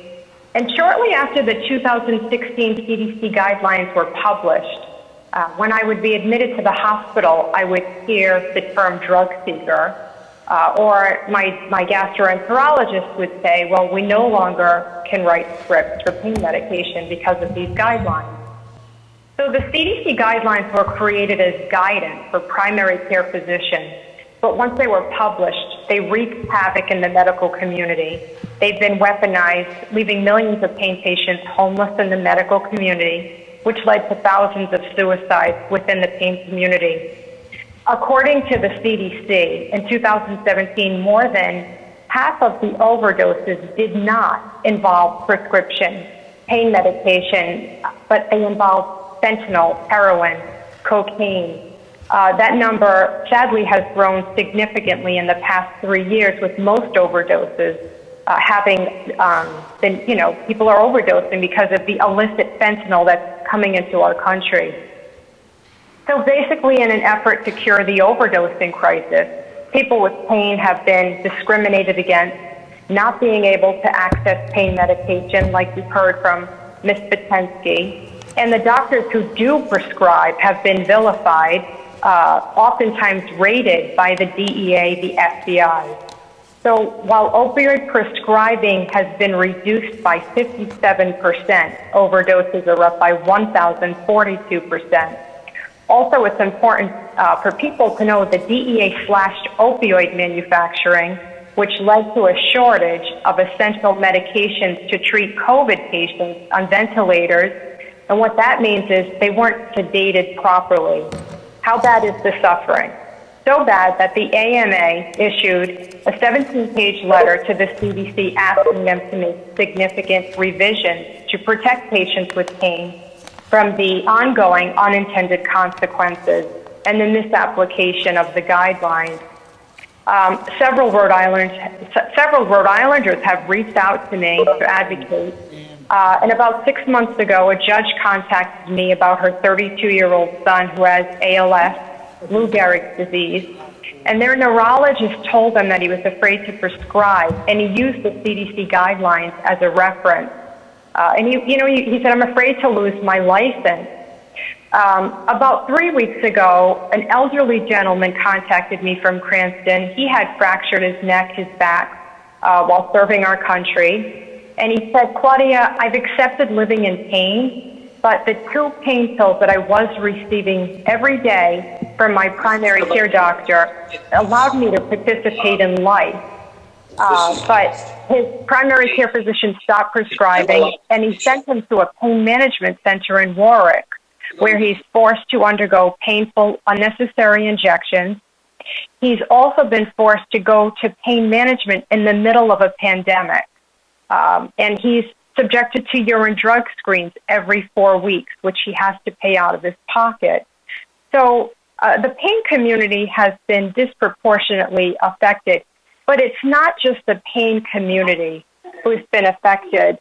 These guidelines have had a chilling effect on people with acute injuries. People with kidney stones, fractures, are no longer receiving adequate pain management at Rhode Island hospitals. And at this point, we're pushing people to the street for pain relief. And I think we focused so much on addiction. And I just want to touch on addiction just for a second, because, you know, the notion that's been put out there is everybody becomes addicted. But according to the CDC, 1% of the population struggles with addiction. That means 99% of the population does not become addicted. Will you become an alcoholic if you have a glass of wine? Probably not. But if you're predisposed to addiction, environmental factors, socioeconomic factors, quite obviously genetics, all play a role in addiction. For millions of people, when you take an FDA-approved pain medication in a controlled setting, and you take these medications as prescribed, you store them properly, they remain to be both safe and effective. Senate Bill 84, unlike any other bill, costs the taxpayers $0. Senate Bill 384 protects the sanctity of the doctor-patient relationship. Senate Bill 384 can stop the suffering. I've had several surgeons reach out to me, oral surgeons in particular. You know, with all of these safety measures that we've implemented, to slow down the overdosing epidemic, we've actually we've fueled the overdosing epidemic. And I know we live in the smallest state in the country, but I believe Rhode Islanders have the biggest heart. And I know Senate 384 can help stop the suffering. I thank you folks for allowing me to share my story and speak on behalf of the others. Any questions for this witness? Senator Lawson. Just wanted to thank Claudia for her advocacy and support throughout the process. And on behalf of everyone who suffers from chronic pain, thank her for her advocacy tonight in the past couple of years. Thank you. Thank you for sponsoring the bill. Much appreciated. And I'd just like to point out that we passed the sub-A on this bill because, or we introduced the sub-A on this bill because historically this type of legislation has had conflicting advocacy. And the sub-A actually, some of those with concerns and encouragement for this legislation got together and worked out what we believe are a lot of the issues that historically have created concern around this legislation. And with this sub-A, we feel it will have more momentum than previously in the Senate. Oh, good. That's good to know, because you've got about 20,000 people who are tuning in live waiting to hear those words. So, committee members, thank you for taking this into consideration. I know you'll hear from several other witnesses. The Rhode Island ACLU has kindly supported this bill, and I believe the Rhode Island Medical Society is now on board as well. So we look forward to something positive. Yeah, the Medical Society is one of the participants in drafting the sub-A language. Excellent. Yeah. With that, if there are no other questions for this witness, before we move on to the next caller, I believe Senator DiMario wishes to be recognized. Thank you, Mr. Chair. I have returned from the other committee meeting, and I just wanted to be recorded in the affirmative for the votes that I missed. So moved. Thank you. Mr. Chairman? Yes. Senator Lawson, I didn't know, we were having sound issues. If you heard me, I asked to be recorded as well. Did we get that? Yeah, we got that. Okay, thank you. So next we are going to try to connect for testimony with Elizabeth Dost.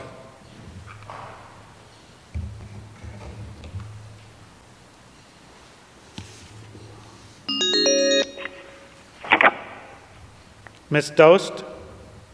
Hi. Hi. You're on with the Health and Human Services Committee.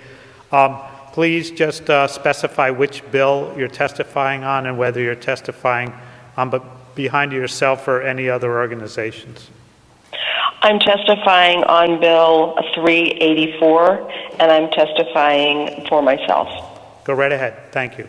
Okay, so I want to thank you first to Senator Lawson and her esteemed committee for introducing the bill to mitigate the ongoing suffering, stigma, and torture of formerly stable chronic pain patients, newly diagnosed, and future chronic pain patients.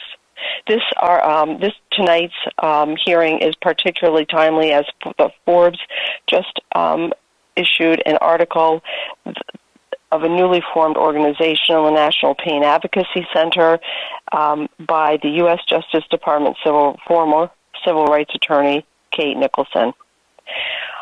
I want to, as a nurse, I've been a nurse for 35 years, and even 35 years ago, the treatment of pain was an important aspect of health and wellness. Anyone that knows postoperative pain understands that appropriate pain medication post-surgically is imperative to the success of the patient's surgery. But we're talking about chronic intractable pain here. I've been suffering from chronic intractable pain since the age of 19, and I was finally diagnosed in 2000 with chronic intractable pain. It is invisible in nature. So in other words, if you were to look at me, you would not know that I suffer daily pain. My pain today with medication has been an 8 out of a scale of 1 to 10. Chronic pain, while in itself may not be lethal, the non-treatment of chronic pain can certainly lead to lethal consequences. In my case, it causes dehydration, which then causes arrhythmias.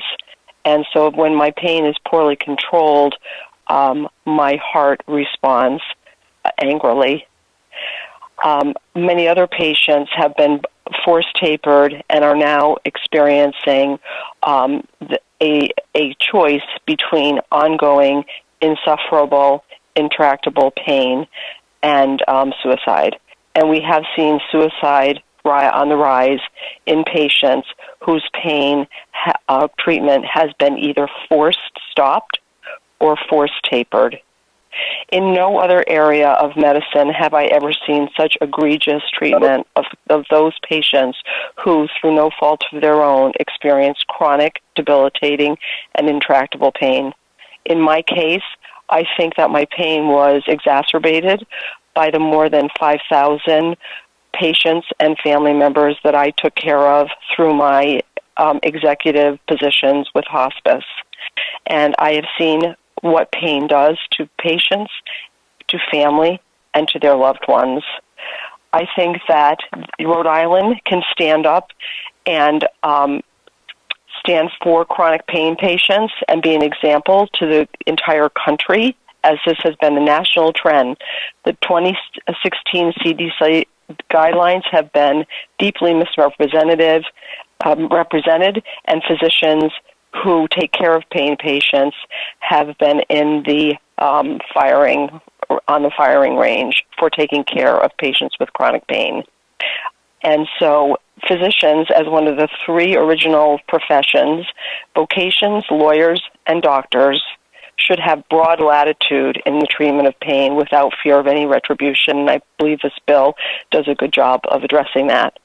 So with that said, I want to thank you, and I want to quote one of my favorite quotes, and that is by Primo Levi, who was a Holocaust survivor, and he said that if we know that there is suffering and we do nothing to mitigate it, we ourselves become the tormentors. And so I leave you with that, and I thank you for hearing my testimony this evening. Any questions for Ms. Dost? Thank you very much for calling in. Thank you very much for hearing me. Okay. Next person we'll try to get on the phone is Erica Werner.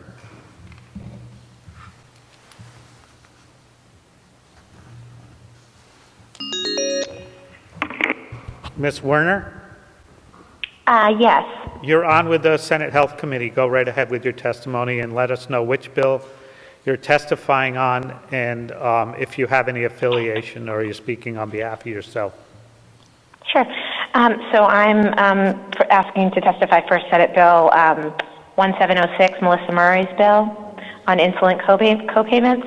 And I am the maternal fetal medicine or high-risk obstetric division director at Women and Infants. I'm also on the board for the Society of Maternal Fetal Medicine and part of the American Diabetes Association. So I'm a physician. I not only am the division director, but also for the last 5 years, I've been the director of the Diabetes and Pregnancy Program at Women and Infants. And so in that capacity, I take care of pregnant women from all across Rhode Island that have diabetes and are pregnant. And I see the importance of this bill, that this bill could have on my patients every day. The number of patients who struggle to pay for their insulin when they're pregnant and also after pregnancy is just overwhelming in Rhode Island. I'd like to tell you very briefly the story of one of my most recent patients, but her story is by no means unique. This was a lovely lady who lost her pregnancy in her first pregnancy at about 20 weeks because likely of poorly controlled type 2 diabetes. Her fetus had several anomalies because her hemoglobin A1C, which is a measure of glucose control, was extremely high going into pregnancy. She got pregnant again about 2 years later and was really eager to have a better outcome. So she started seeing us in her first trimester right at the beginning, which was hard for her. She had to take 2 buses to get to our clinic, but she did it.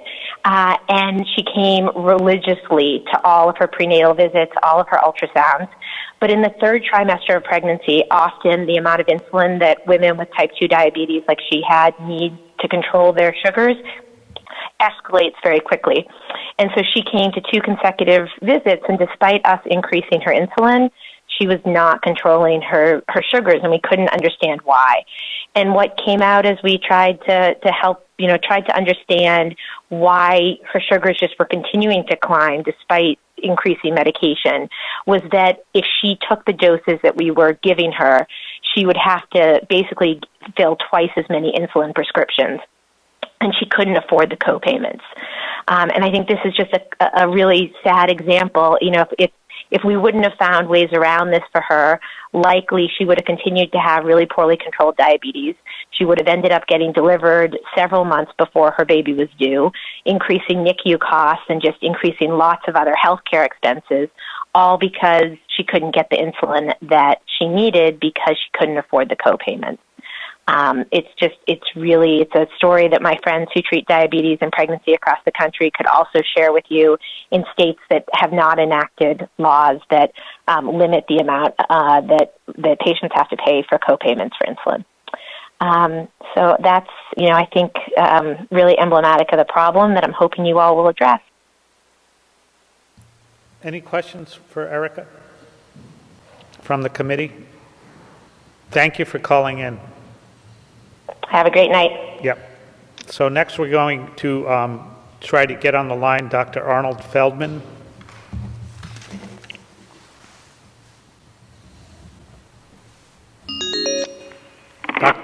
Dr. Feldman? Yes, I'm here.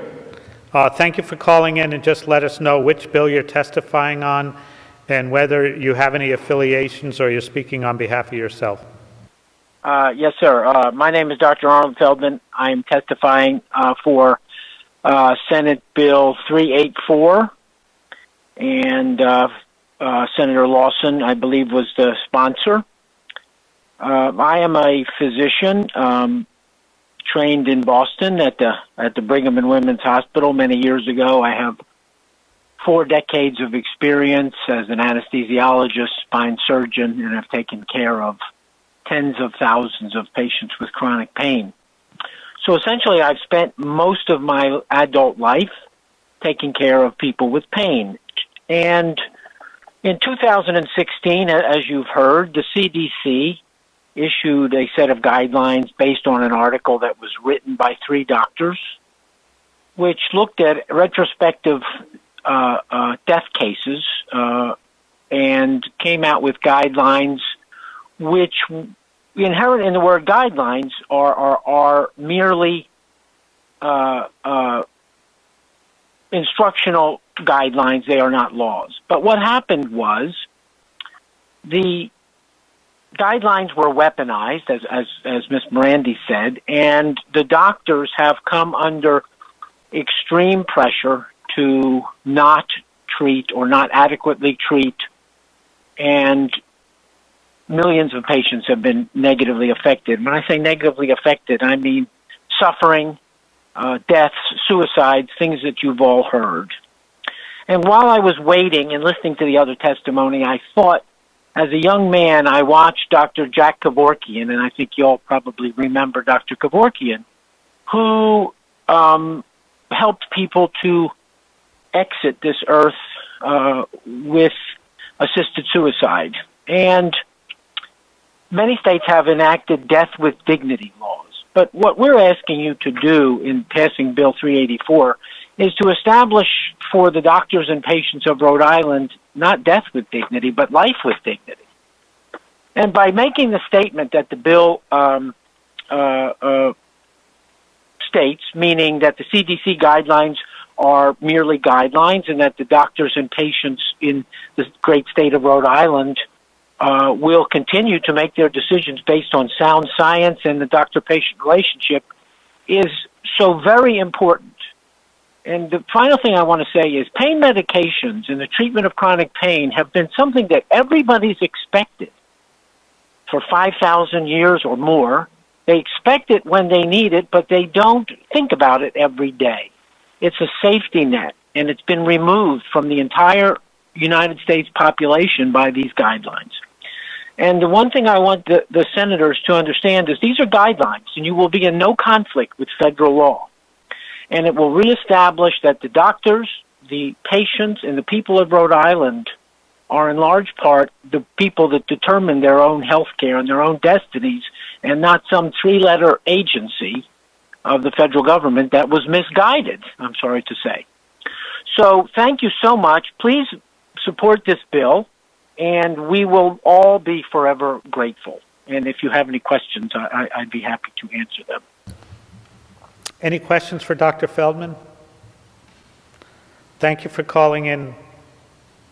We appreciate Thank you, Senators. It's not often that I get to talk to such esteemed people, but thank you very much. It's not often we get to talk to somebody as esteemed as Dr. Feldman. We'll try to move on to the next caller. Kerry Lynn Oliveira.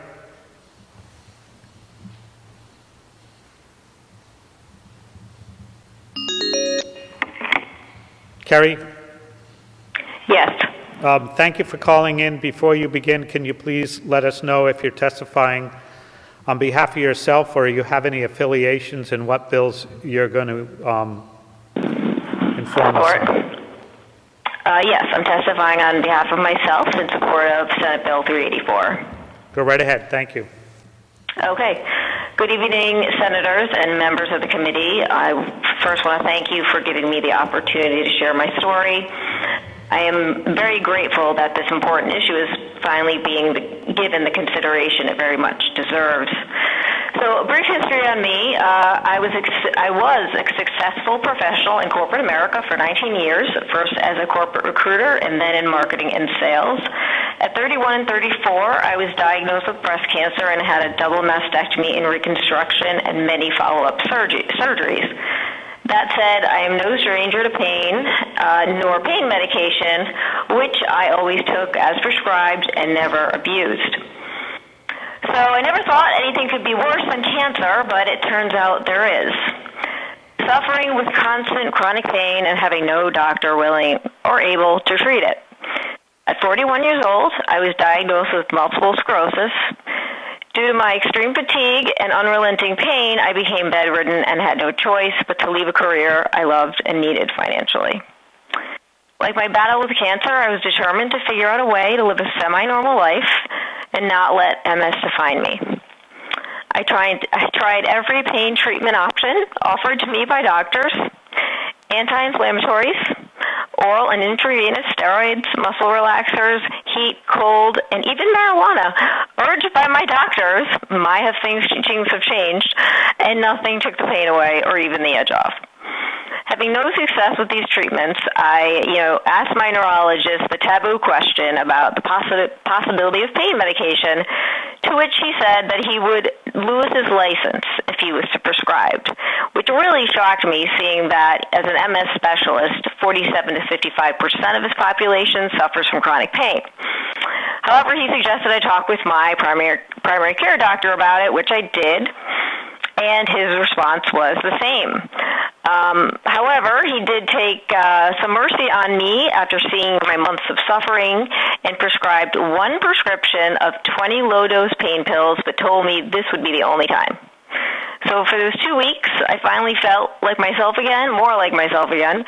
The pain was there, but it wasn't as severe, and I felt relief for the first time in months. I actually could do normal stuff like cook a meal, call friends, buy something on Amazon I shouldn't, and it was wonderful. So unfortunately that time was fleeting, and soon after the pain came right back. So as it stands, I currently am unable to complete daily tasks, and my poor 7-year-old parents have become my primary caretakers. They now have to cook for me, pick up prescriptions, groceries, take me to my doctor's appointments as I can't drive, and I am no longer to work or see friends. Sorry. Sorry. I didn't think this was going to happen. Just a minute. I have always been a quality of life person, not quantity. This is not a life for me or for anyone. As it stands right now, I have 3 choices. Google my local drug cartel, and that's supposed to be a joke. But actually, you start to think about it. Suffer every day and night in bed in a dormant state, leading a monotonous life with no intellectual or personal activity or joy, existing just to exist, all while in physical agony. Or, as we've talked about, choose to no longer exist.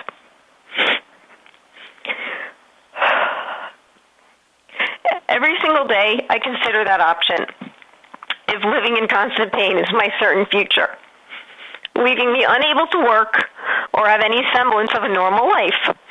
Not to mention the financial stress of having to figure out how to support myself as a divorced woman with significant physical limitations. In 2016, when the CDC passed the one-size-fit-all pain treatment guidelines, I want to think the intent was to save lives, but I don't think they ever considered the lives that they would ruin.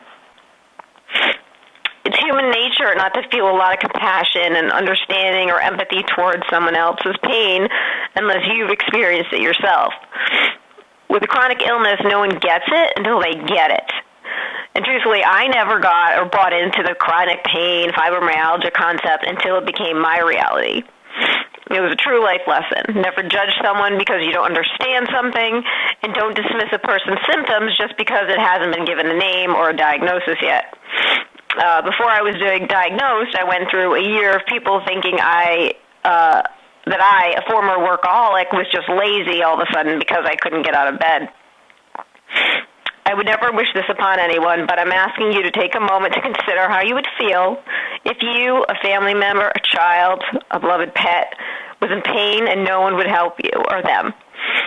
You have the power to help, and I'm asking that you do that in supporting Bill 384 for me and for the thousands of constituents who are suffering from chronic illness pain without effective treatment. Thank you for your time. And, I really hope, I'm really hopeful that you'll make me proud. Thank you. Easy, but I know you also are speaking for many, many, many others in similar situations, and I think they appreciate that you're calling in on not only for yourself, but on their behalf also. Are there questions from the committee? Thank you for calling in. Thank you for your time. I appreciate it. Yep. While we're connecting the next call, I just want to give committee members a heads up that, we're trying to get hearings in whenever possible, and it's a different schedule than the Senate has experienced at any time in the past. And I wanted to give you all a heads up that we will be scheduling or attempting to schedule a brief hearing for next Monday, which is unusual for us, but it's when we could fit in a few more bills. So to keep us going in, to keep our hearings going beyond what would be expected from us in any other session. So we're getting a few bills in when we can, and we've figured out how to get a few bills in probably on Monday, just to give you a heads up. 3:30, I think it's going to be.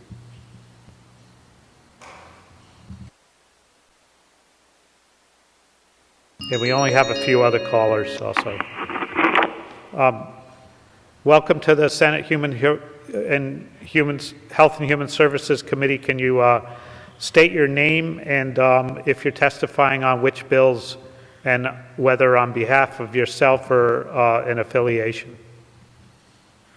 Good evening, Chairman Miller and members of the committee. My name is Phil Zarlingo, and I am the volunteer state president for AARP Rhode Island, which I represent. Representing our 132,000 members statewide, we are very proud to renew our support for 499, 383, which has been passed, and we thank you for that, 497, 170, 494, 498, 381, and 496. As some of you will remember, in the fall of 2019, AARP Rhode Island hosted a series of well-attended public forums, bringing Rhode Islanders from all over the state together to tell their stories and discuss the burden, the real burden, of steadily increasing prescription drug prices. You will recall that AARP invited many of you to attend in order to hear your constituents' plea for bipartisan legislative action to lower drug prices. The pandemic certainly sidelined deliberations on drug cost legislation last year, but we vowed to return to this pressing issue in 2021, and here we are.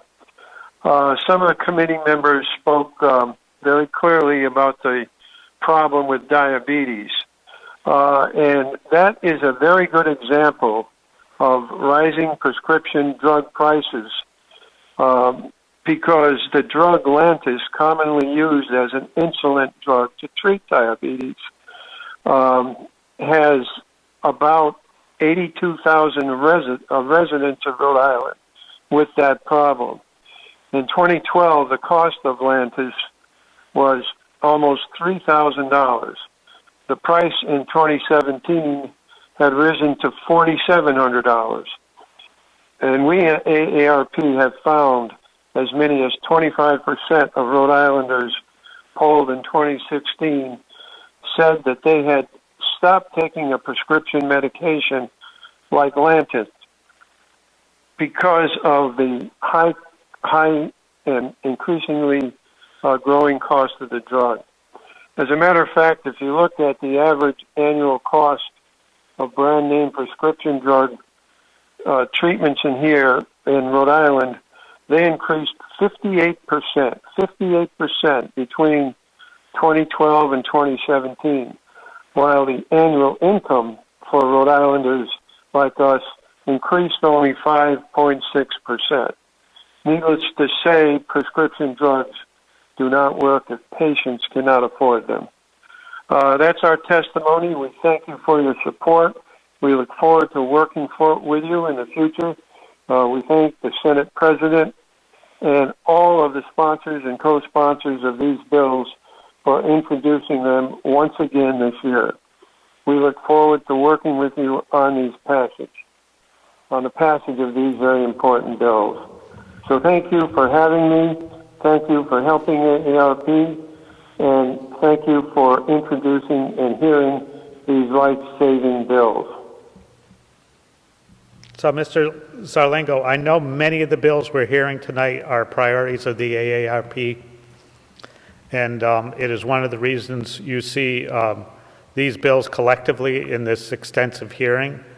But I want to also thank the AARP for helping put together these bills and help us with some of the senators with the language and the updates that the AARP is been able to give their expertise on this kind of legislation to us. So, Well, thank you for working with us, and we look forward to doing whatever we have to do to help you get these through this year. Thank you.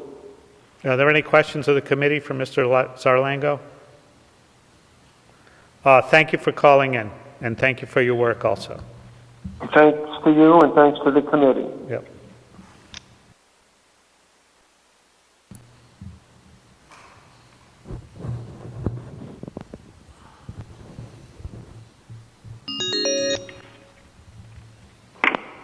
Next, we have Mr. Rose. I believe we only have 2 or 3 other people after Mr. Rose to testify before we're through with those who signed up to call in. And I believe we all understand Mr. Rose is not affiliated and speaks on behalf of himself. But can you clarify which bills you wish to speak on before you begin? Yes, Mr. Chair. I'm signed up to speak on 494, the Drug Cost Transparency Act, and on 498, the Prescription Drug Affordability Board, and on 499, the wholesale importation from Canada. And the so we understand that drug pricing is an increasing problem, and there are clear reasons if people are having a lot of trouble affording it, and as other witnesses have said, it's only getting worse. There was a hope at first that Obamacare would rein in the cost of drugs. It's clear by now, and has been clear for years, that that's not happening. And the reason basically is that drug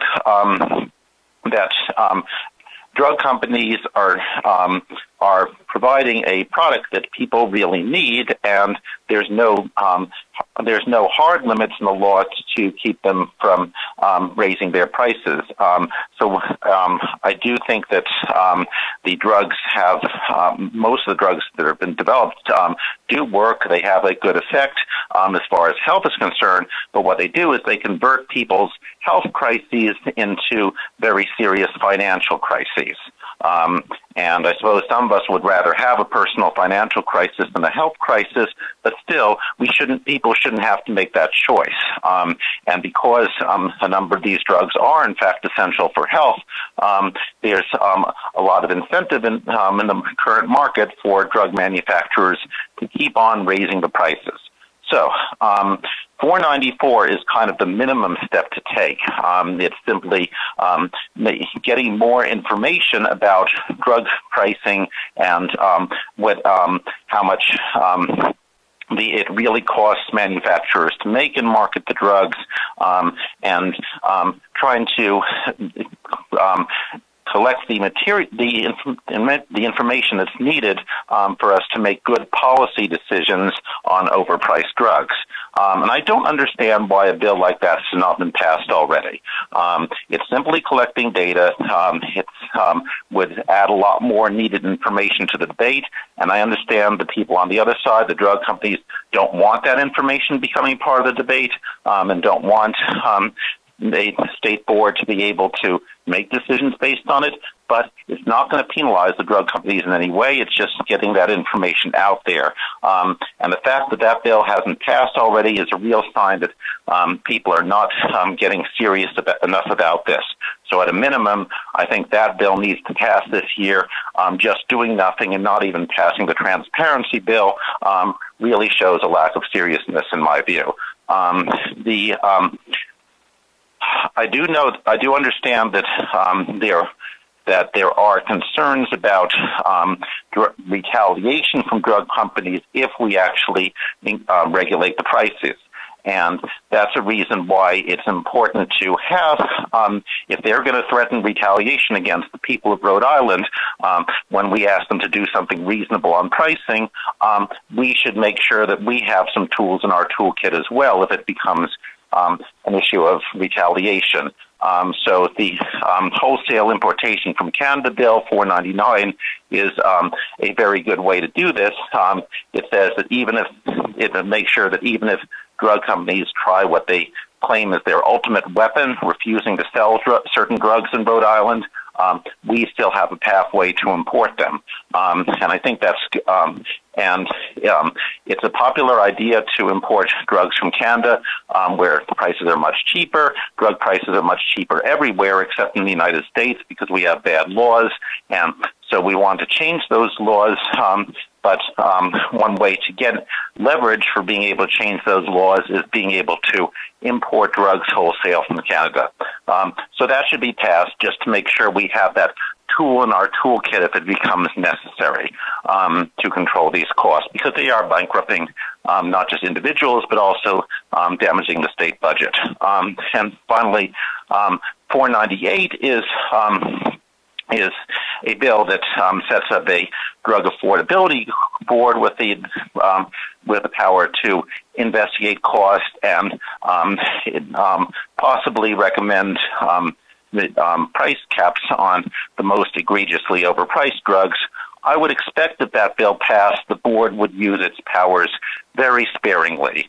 And I think that getting a win for consumers on this is not simply a matter of the board imposing caps by brute force, but having that tool in their toolkit and being able to work together with other states once other states pass similar laws will get us to the point where we get these prices finally under control. And every year we don't get those prices under control is another year of more and more severe economic damage to the people of Rhode Island and other states. So I expect over time more states will pass that kind of law to put this tool in their toolkit. I don't think if we turn out to be the first to pass the law to have a drug affordability board, then I would assume that the board would not exercise its powers at first to cap drug prices until other states are on board.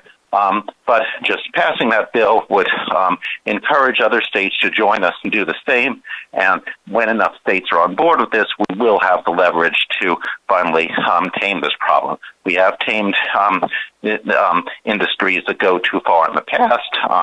In the 1800s, the railroads were really abusing their oligopolies, and now it's more the drug companies. But eventually, the people do manage to get this under control. I ask you to at least pass one of these three bills so that we start to have more tools in our toolkit and gradually get this under control, because it is going to be a gradual thing. Thank you. Any questions from Mr. Rose from the committee? Thank you for calling in. Before we go on to the next caller, I've seen this in not only Health Committee, but in other committees and in Environment and Agriculture, which I also am a member of, the misunderstanding of why we hold a bill quite often. And it doesn't mean we don't support a bill when we hold it. It can often mean quite the opposite, that we want a bill to be revised in a way that will make it a better bill, that will have better potential in the House and better potential for signing by the governor, and that it doesn't suffer any blows if it potentially has a court challenge. And so seems the continuous misunderstanding, at least in this session, on why we hold a bill can be very frustrating for those who hold a bill or are part of holding a bill and are doing so on behalf of the legislation because we are very enthusiastic and want to continue to work on it to make it pass all the hurdles that any legislation has to pass.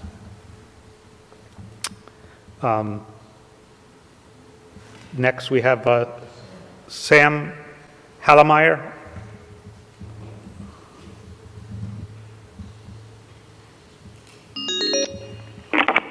Mr. Halemeyer, I believe in our efforts to have people be called once and testify on several bills, you're the exception for the evening, but please go ahead and remind people about your affiliation and which bills you want to continue to be testifying on.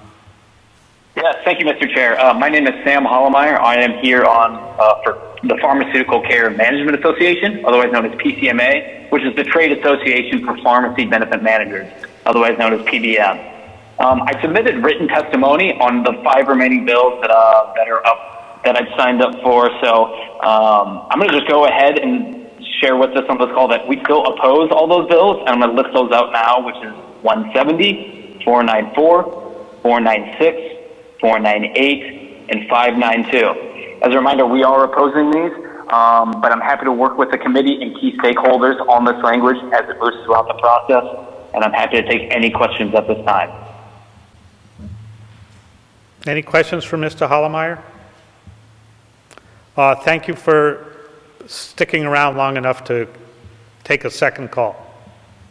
Thank you, sir. Yep. Okay, the next call we have, and I believe it might be our last call, is from Stephen Allen Habby.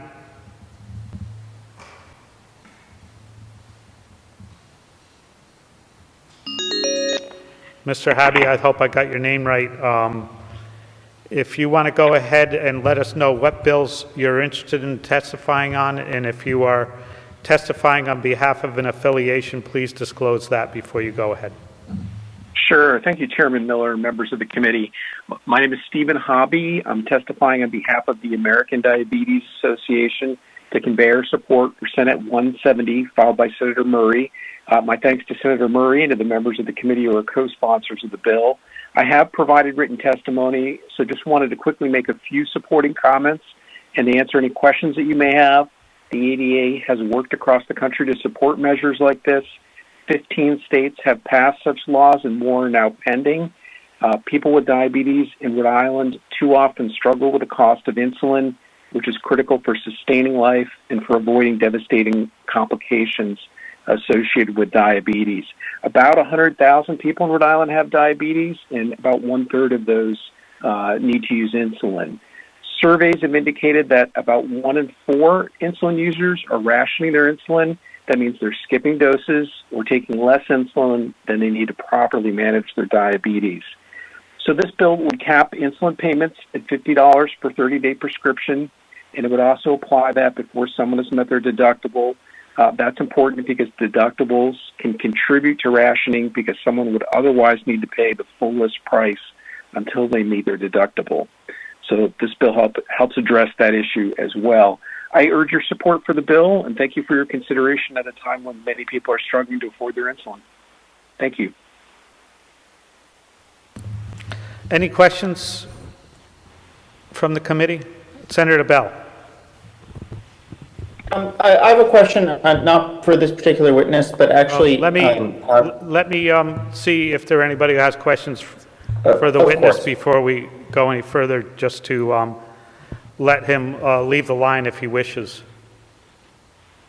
So there are no others that have questions for you, but I want to just make one comment. If you were listening along and heard any of the testimony around Senator Palmer's 167, to have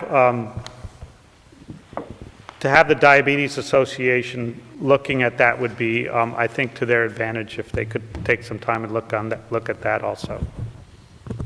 Certainly, no. I did hear that testimony, and I'd be happy to talk to our policy staff about that legislation. Thank you. Thank you. Thank you for calling in. Senator Bell? Thank you so much, Mr. Chairman. And Senator Lawson, I do apologize for going back to your bill. I was reviewing the written testimony on 384, and it mentioned that the bill had passed the House, but I noticed it has not yet been transmitted to us in the Senate. Do we know what the status of the bill is in the House? Are they holding on to it for some reason, not sending it over to us, or is there an intention to send it over to us so that we can hear the House bill as well at some point? And are there any differences with the House bill, or? Well, the sub-A is the difference, and my understanding is that's going to take place. Okay, so we will be aligned with the House bill after the sub-A. That's why we did the sub-A. And well, no, they're going to align with us, actually. But it did, the bill without the sub-A passed the House unanimously, and but the sub A that we introduced today is what everybody feels comfortable with moving forward. So my expectation is that, yeah. Thank you so much, Senator Lawson. That explains why it wasn't transmitted. I was wondering about that. You're Thank you so welcome. much. Any other questions before we consider adjourning? And I just want to remind people, just so that we may, they should be on the, committee members should be on the lookout for a potential hearing on Monday afternoon.